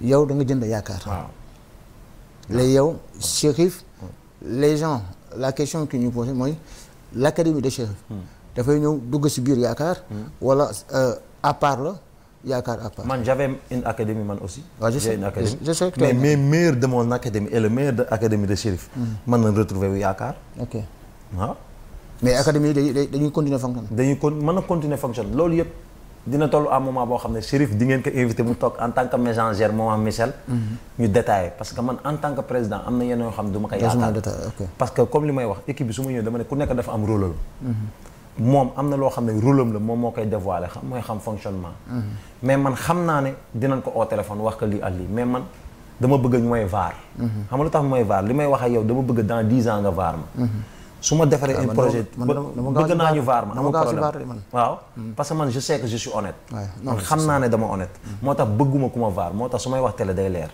Chérif mën na bañ a liggéey papier mais il du regretter jamais dans sa vie liggéey ak man jamais de la vie su perte man maay perte mais moom du perte parce que man noonu laa mel noonu la ma yare man j'ai rien à prouver man lenn laa bëggoon réussir si football te ñëpp xam na ne réussir na man li ma am football moo ma ko may leneen ma du pexe du business du dara kajabal moo ma may li ma am donc à partir du moment man ma atteindre samay objectif di gën a am envie objectif tey su ma xëccee Chérif teg ko wala xëccee Michel teg ko su gagné di am ñoom ñooy gagné pas moi moo tax man su may wax télé garde leen samay vidéo parce que dëkk bi dafa metti quand ils voient les gens commencent à travailler dinañ jéem a détaché mais t'inquiète la renaissance de yaakaar bi nga désigné moom nga def am na ay objectifs yoo xam ne moom nga bëgg c'est-à-dire que jëndoo club bu yaakaar rek pour nii am na foo ko bëgg a yóbbu mooy au sommet waaw expliqué naa nee naa la yaakaar pour l'instant dama ko jënd pour joxaat ko tour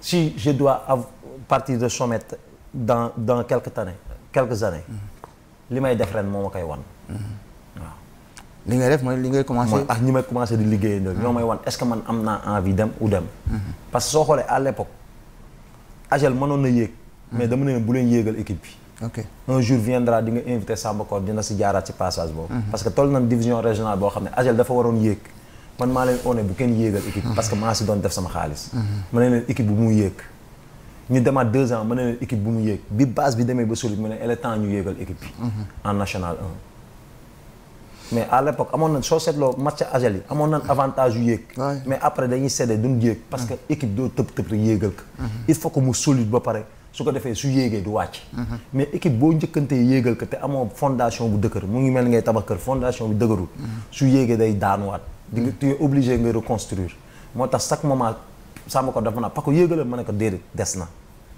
donc ni ma la déggee Paco yow sa base d'abord si yaakaar mooy ñu solide d'abord waaw tekk sur les rails waaw muy une année wala 2 ans wala 3 ans boo xoolee ne kat yaa une avancée nga ne nag xaaral mu jëlaat beneen objectif je crois que c'est ça ton objectif parce que tey mën naa débuter saison bi dans 3 mois 4 mois ma xam ne man li ma soxla woon si entourage bi ñëpp def nañ ko solide na mën na leen yéegal équipe bi mais moo tax ma ne pour l'instant sama objectif du yéeg li may yéegal dans 3 4 mois moo may wax daal dinaa yéeg ou non un club ça demande des moyens président léegi président la parce que léegi président de club nga mooy wax nga tout à l'heure yaa ngi Agel da ngay investir foofu nga créer nga jënd ñaari club muy Atlantique ak li nga xam ne mooy yaakaar te su ma la gisee mooy dafa laaj ay moyens ay moyens. par rapport ak les 3 clubs là. non. comment ça va fonctionner. moyens football. mettiwul. moyens football mettiwul. explique-toi. ça veut dire que investir si football mettiwul. gérer ko moo metti. parce que tey par exemple si tu investis 10 millions. est-ce que tu es sûr que ne 10 millions yi day dugg si club bi.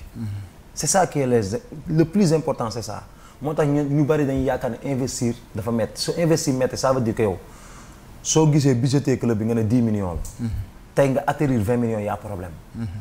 mais tey su fekkee 10 millions lañ wax budget bi nga dugg 10 millions ñëpp indil la preuve 10 millions investir si football méttiwul en division régionale. méttiwul bëriwul budget bu bari moo tax man dama ko analyser xam ñi fi nekk ku nekk ñaata nga daan budgété sa club ak ñaata nga si daan dépenser. man ma def pourcentage bi xam ne war naa kaa mën a gérer. waaw. kon c'est bon. toujours si yaakaar lay des par rapport à la renaissance nga am si ay objectifs yu bëree bëri si ay objectifs yu bëri bëri. ba ma ko may aussi ak la complicité de Marianne Sage de Com. pour servir bu tuuti su fekkee am na ñu bëgg a dugg. peut-être am ay questions wala ay contributions xam ne bëgg nañ ko def à l'endroit de Paco Boy.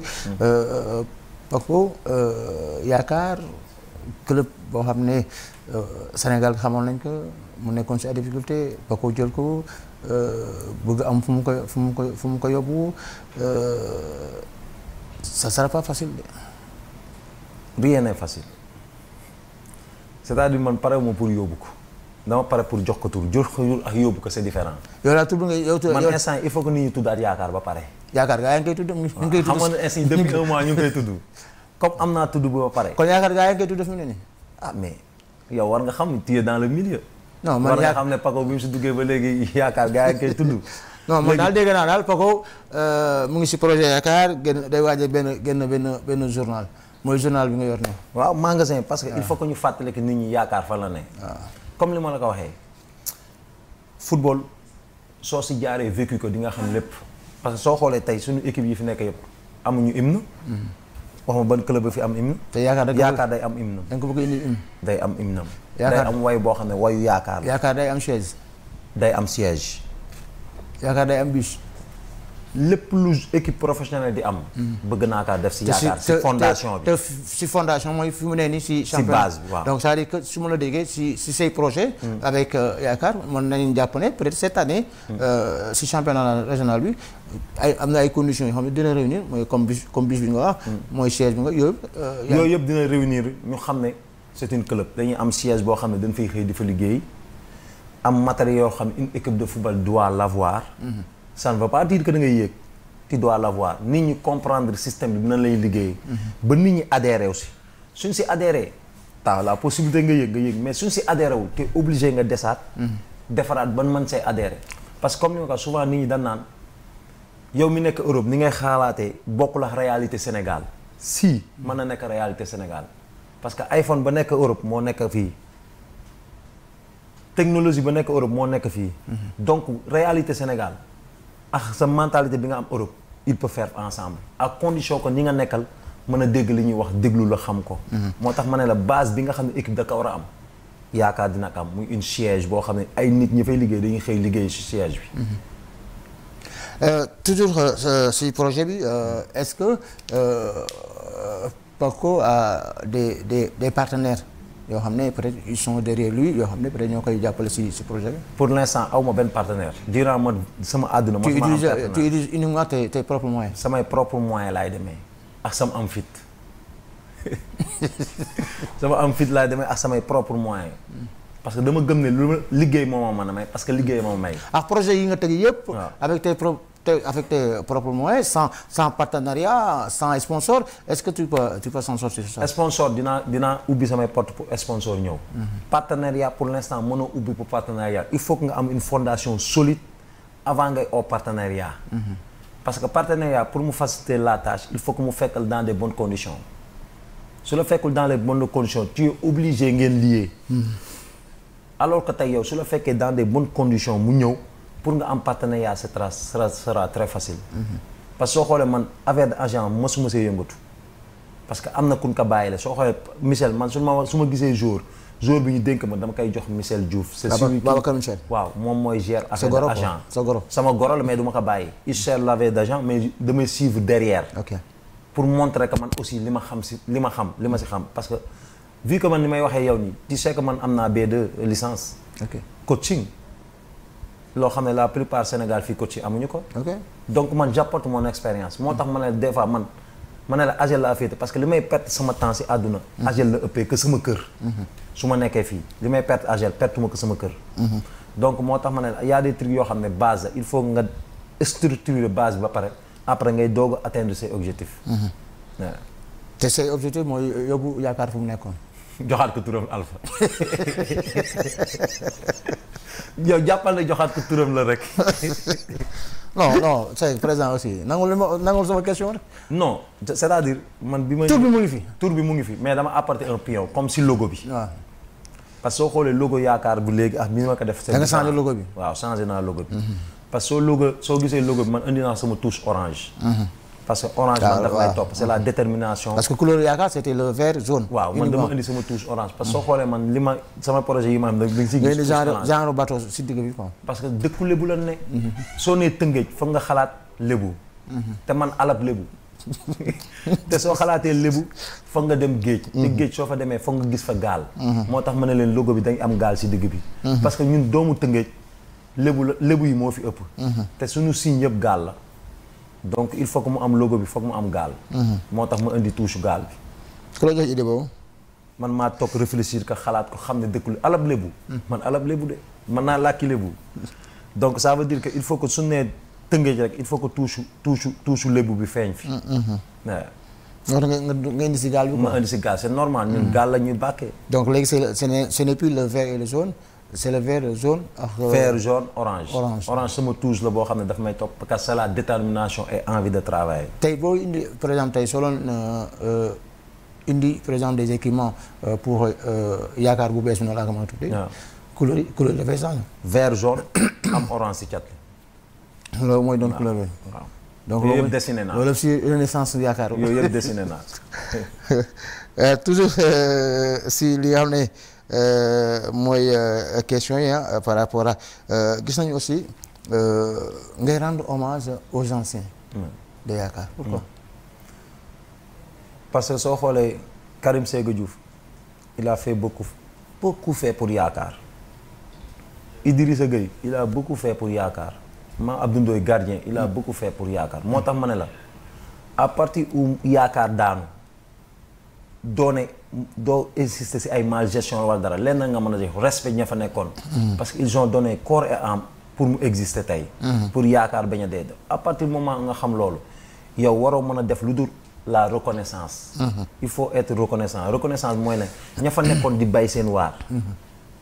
non marul nul mënuñu ñëw rek ñu ne non day nañ seen waar mais équipe bi daanu na. parce que est-ce que yow situation boo nekkoon comprendre nga ko. peut-être xamoo situation bi nekkoon. mais li nga mën a def mooy rendre leen hommage xam ne ils ont tout donné. peut-être yàlla moo bëggul woon. mais ils sont tout donné pour l'équipe donc tey ñoom suñ fi jógee il faut que ñu fàttaliku leen. la renaissance de yaakaar est-ce que dafay bàyyi xel ci ñoom. da siy bàyyi xel bu ñooñu mag yaakaar yëpp. ku si nekk dinañ dem seeti la.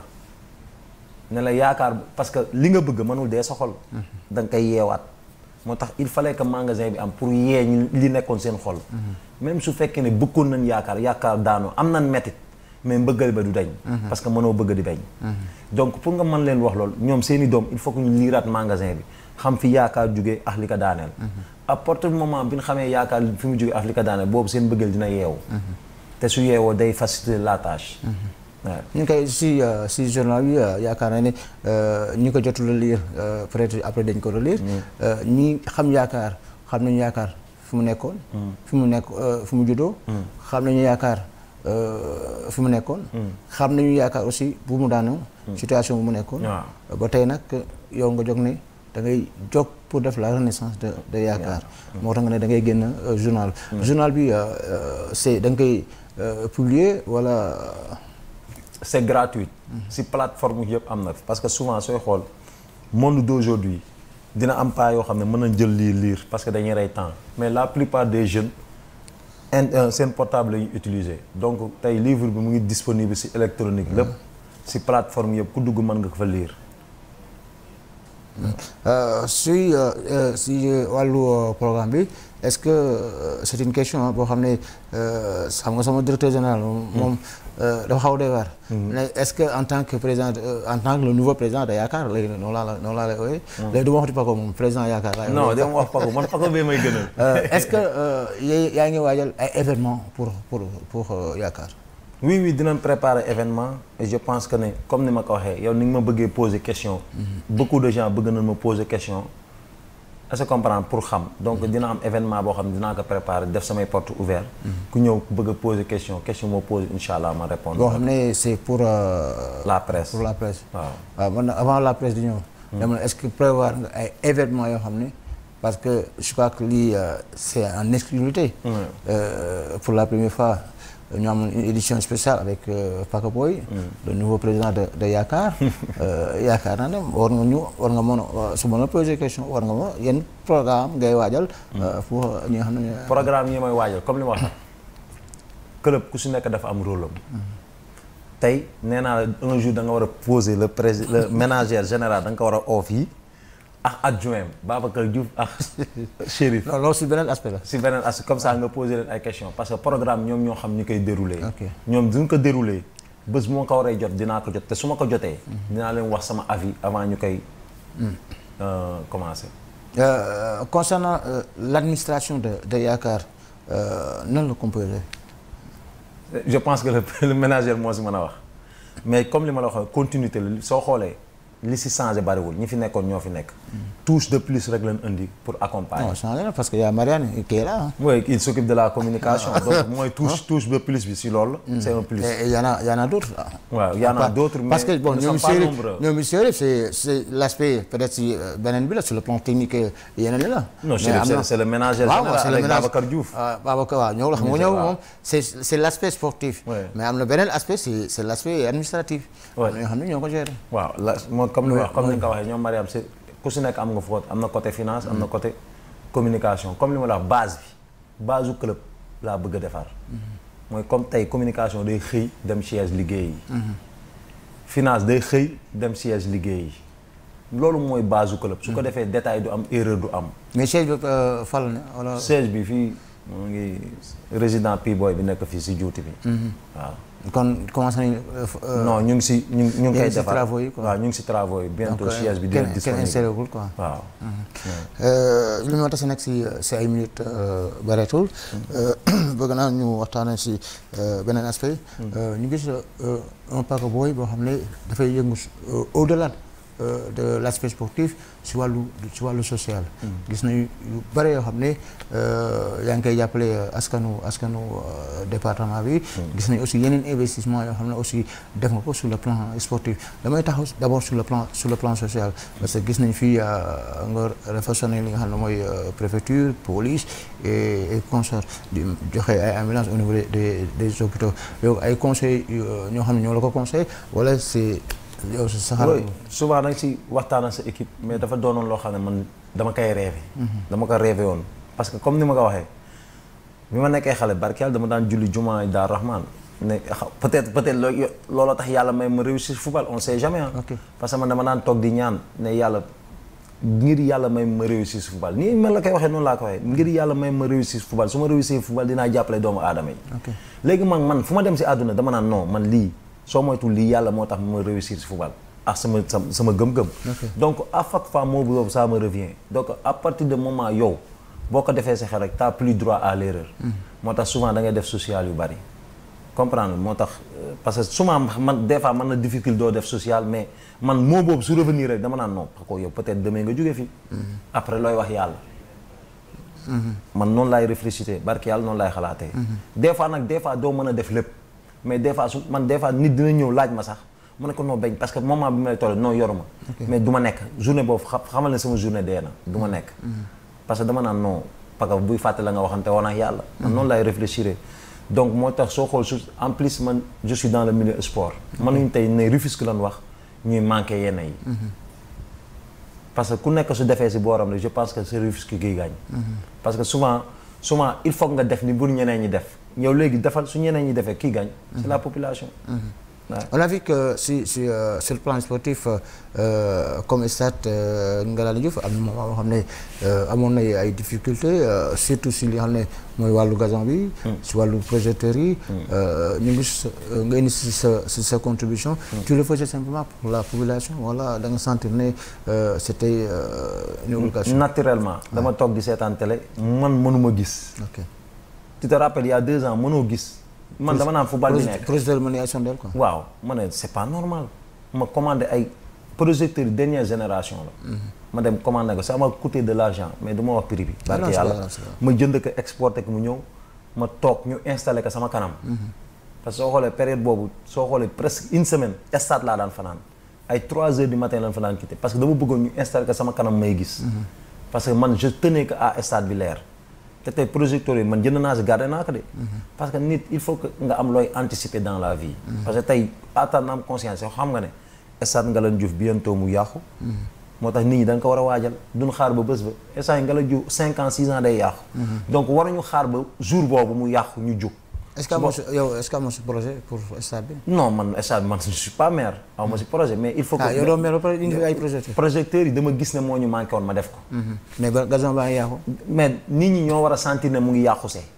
à partir de bu xaar ba mu yàqu il faut nga sentir foog nga gis ne lii mu ngi yàqu see parce que sooy xool stade bi. mais yow xam nga ne stade bi mu ngi yàqu. man xam naa ko xam nga joueurs yu gaañ yëpp stade bee lay gaañ. joueurs yi am na joueurs yu bari dañuy blessé stade bi leen gagne parce que stade bi amul frein. mais Paco yow tu es un ambassadeur. noonu laa ko mën a un ambassadeur du sport du département de Rufisque. est-ce que jotul aussi nga soo sa daal la pourquoi pas d'aller voir le maire. discuter avec lui sur ça. oui en tant qu'ambassadeur. maire bi sam papa la mën naa discuter ak moom si loolu. li ma ko mën a discuter rek mooy il faut que mu am ñu ko étudier. parce que man xam la laay bañ ñu toogaat fii tëjaat nawetaan. wala championnat Sénégal. tey su maire ñëwoon na ne par exemple je suis d'accord est-ce que Paco est prêt pour d'aller chercher des partenaires pour ñu ñëw defar. non mais il y a des gens ici. il y a des gens qui font des sociales ici. on budgétise xam gazon bi ñaata la ñuy coûter ku nekk indi paaram. ñu defar ko c'est aussi simple. buñ ko def une raison personnelle bu kenn ut intérêt personnel. nañ ko def un intérêt collectif. à partir du moment ñu koy def intérêt collectif dañuy den demander. stade bi ñaata lay coûter ñu ut architecte mu wax ñu ñaata lay coûter mais ku nekk apporter param c'est aussi facile. difficileul que personne jéem ko xëcc ci côté nan ko def un maanaam intérêt collectif su ko defee intérêt collectif on peut le faire facilement. ku nekk indi touche am su fekkee Paco kese mën na difficile. su fekkee Alpha kese mën na difficile mais suñ ko projeté ke waxtaan say architecte xam ne mën nañ ko defar coût bi li lañu duggee ku nekk indi apporter parce que tey soo ko suñ ko deful d'ici 5 ans 6 ans. di nga gis un TFC ou un AGEL di recevoir rek Diamniadio wala di recevoir feneen donc moo tax il faut que y a des choses yoo xam ne on doit avoir des experts yu ko mën a anticiper pour xam ne d'ici quelque temps lii war na yàqu pour ñu programmer que sóoraale que defar ko teg ko fa di xaar jour bi ñu installé ko. je reviens sur Yaakaar. sur mooy nekk peut-être la dernière question par rapport au projet. Est-ce que Paco envisage ne comme Jambar comme Génération Foot am ay infrastructures yu mel noonu. oui man dama bëgg Yaakaar am terrain personnel am boo xam ne fa lay entraîner. mais dégg naa am nga ko de. bëgg naa Yaakaar équipe bi non si parce que. tey soo xoolee stade bi. c'est-à-dire non nga xam ne maa lay question am nga parce que soo xoolee stade bi. y a 8 heures 10 heures. man xam naa la yaa ngi 8 heures 10 heures xam naa yaa ngi construire. y a 8 heures 10 heures TFC. 10 heures midi yaa AGEL. kumpalaa ma kañ lay dugg midi. Yaakaar xaju foofu. même. c'est un peu difficile. c'est-à-dire même mu jëlaat paa bi. moo duggaat même rek. Faaban. Faye dafa am lu bëgg a intervenir. Père waaw. allo. Jawe retour bi.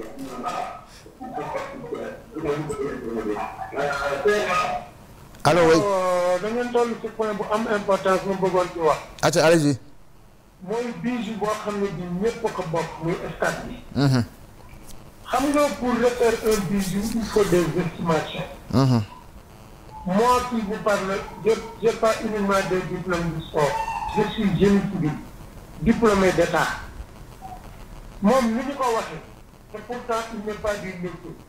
tey stade bi ñu ngi koy xool ñu muy délabré wu. mais pour le faire il faut le budgétiser pour le budgétiser il faut faire des avant-maîtrises et après réalisation ñu def des maîtrises dinaa la expliquer lan mooy avant-maîtrise.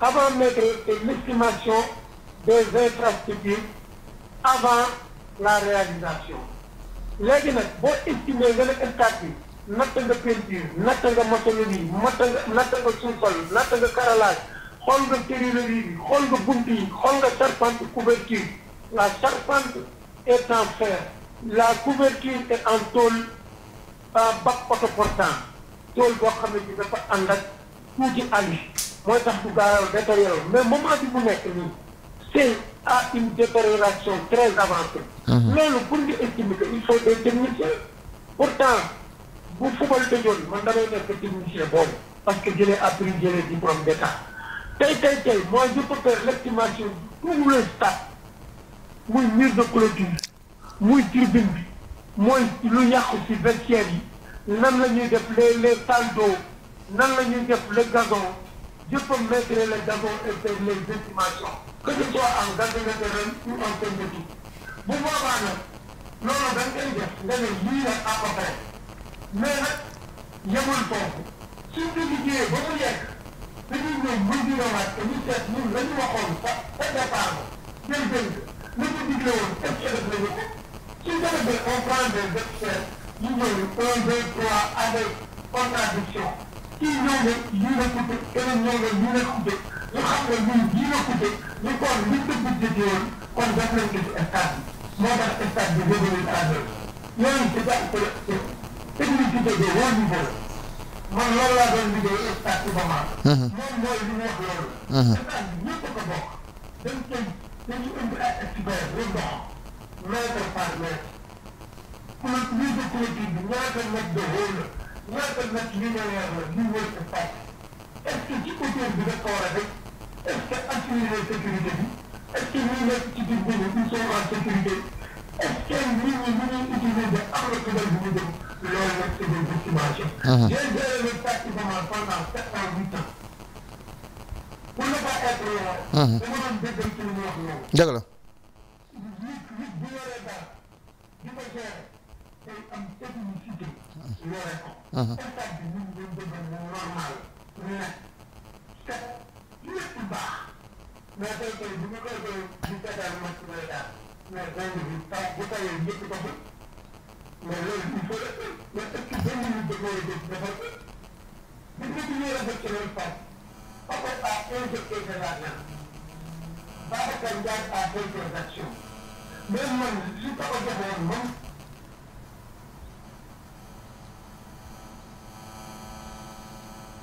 ñu ne du ñaar dañ koy dugal ci trésor c'est normal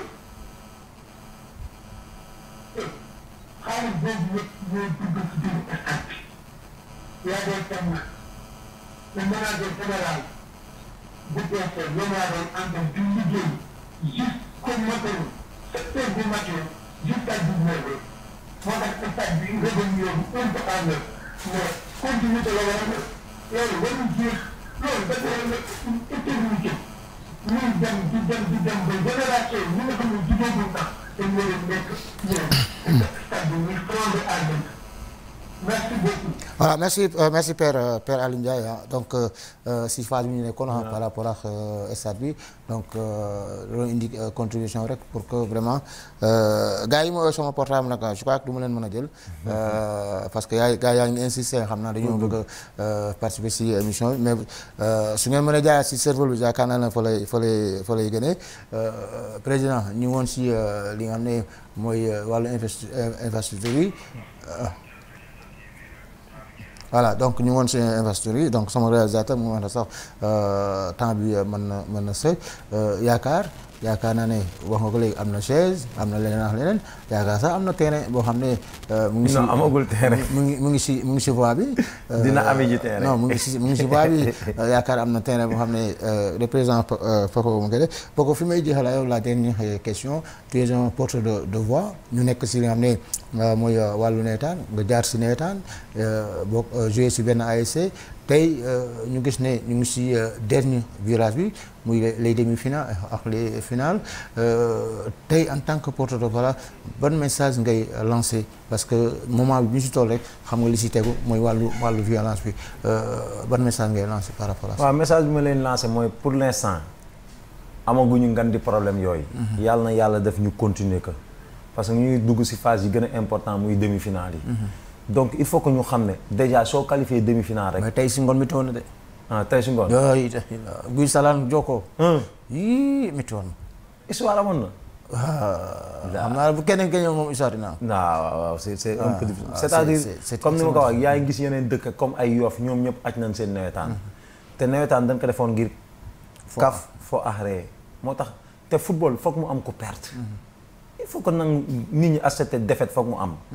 parce que su fekkoon ñun su fekkoon ñëpp mën nañ jox ku nekk coupe mu kontaan. te bëgg naa aussi dans l'avenir nit ñi changer méthode nawetaan man en tant que porteur de voix su ma doon wax dama ne nawetaan. ku ko gagné léegi nan pavage ko ñam. nan lañuy utee solution boobu ñu jënd benn machine pavage mooy sa coupe.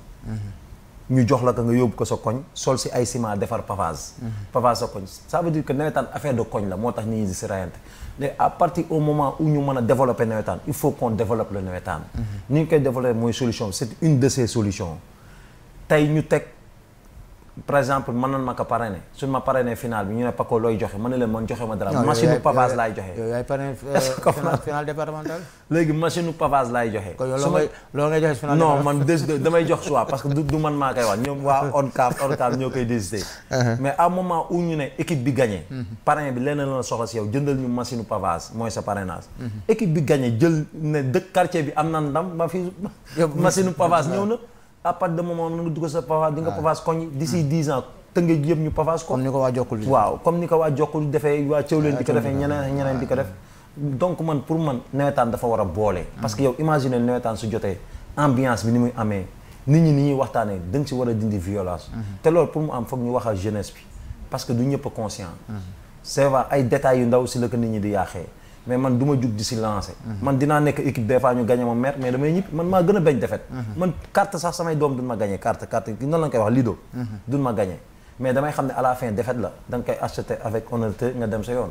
donc je pense que à partir du moment boo ko defee parce que tey li génne leer na suñ la ajee joueurs yi mën nañ jouer ji kuy perte quartier bi.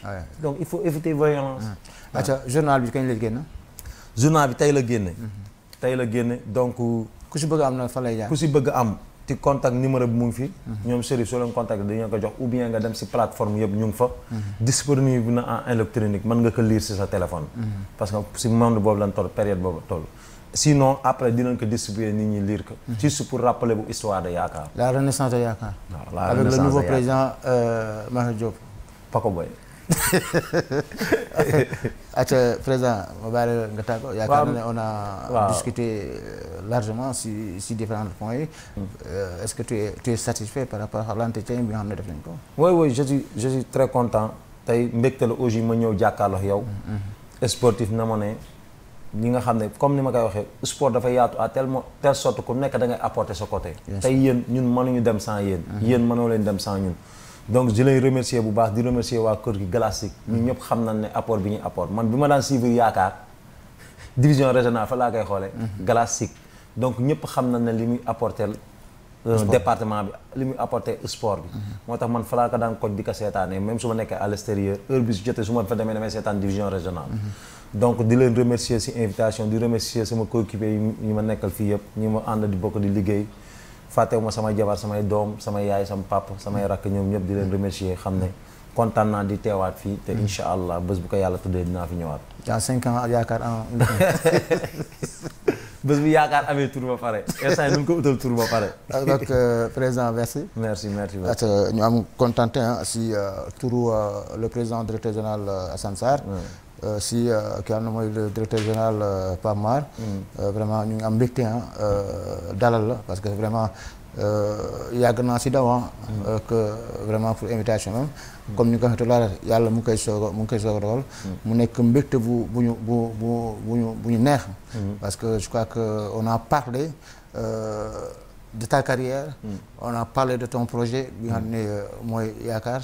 fi nga ko bëgg maanaam da nga ko bëgg a ngéntewaat noonu ñu ko mën a waxee. voilà da nga ko bëgg a ngéntewaat am foo ko bëgg a yóbbu. mais da nga koy commencer d'abord par la base. nga ànd see ak ay nit ñoo xam ne ñoo la siy jàppale. ñuy ñaan rek fi nga bëgg a yóbbuwaat yaakaar yàlla jàppale la si. ba nga am si li nga xam ne mooy sa réussite. parce que damay wax souvent que yow tu le mérites. parce que tey damay wax ne Tëngéej bu amoon 5 6 7 personnes yu mel ne yow. football Rufisquois dafay avancer. mën naa sax si lu bari dafay avancer parce que yaa ngi si football bi ñeneen aussi ñu ngi si yëngu si beneen waar bi comme le président Assane Sarr. je crois que nekk le président du district. nekk le président directeur général de la télévision. kooku mu ngi investir si développement Tëngéej. Babacar Ndiaye président TFC. Mamadou Ndiaye May comme ni nga ko waxee président ACEL. donc ñu mel noonu. yaakaar naa ne loolu Tëngéej soxlaa comme ni nga def nii tey yàlla am na lu may mënoon nga ko téye bokk ak sa njaboot bokk ak say dëkkandoo mais da nga ne il faut nga investir parce que tey li nga am ni sport moo la ko may donc da nga koy delluwaat si sport bi donc li nga mébéwét nii muy la renaissance yaakaar nga ànd ak le manager général un homme disponible du li mu nekk nii moo tax ma koy wax mais un homme disponible un homme engagé si li mu nekk muy Chérif vraiment ñu koy encourager aussi si li nga xam ne moom nga ko jox muy en tant que manager général donc ñu ñaan aussi yan bi yàlla na oyof si moom parce que vraiment aussi jeune la bu discipliné bu yaru bu yëg ni aussi Chérif donc mission bi yàlla def mu oyof so donc président merci ñu joxante rendez-vous rek na bu yaakaar ni war a yëg en Ligue 1 ñu toogaat fii rek bu yaakaar amee tur ba pare voilà di jaajëfal sa équipe bi nga àndal encore fois di kontaan si ñoom donc li moo nekkoon seen édition spéciale ñam na sax ki am ne mooy l'international Makhé Diop sous le nom de Paka Boy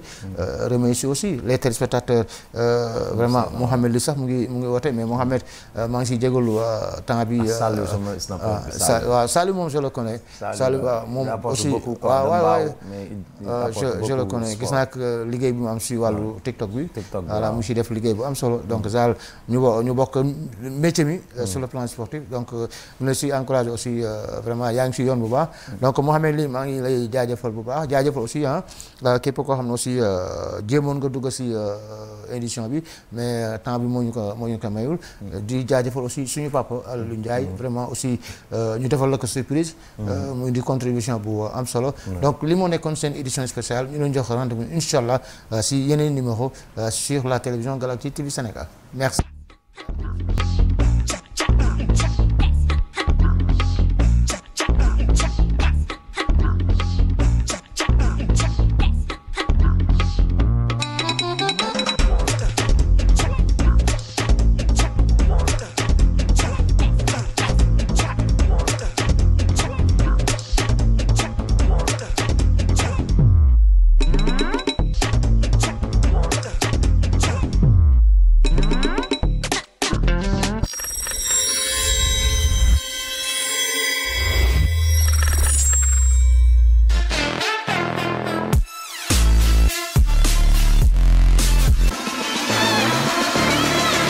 Une nouvelle saison commence.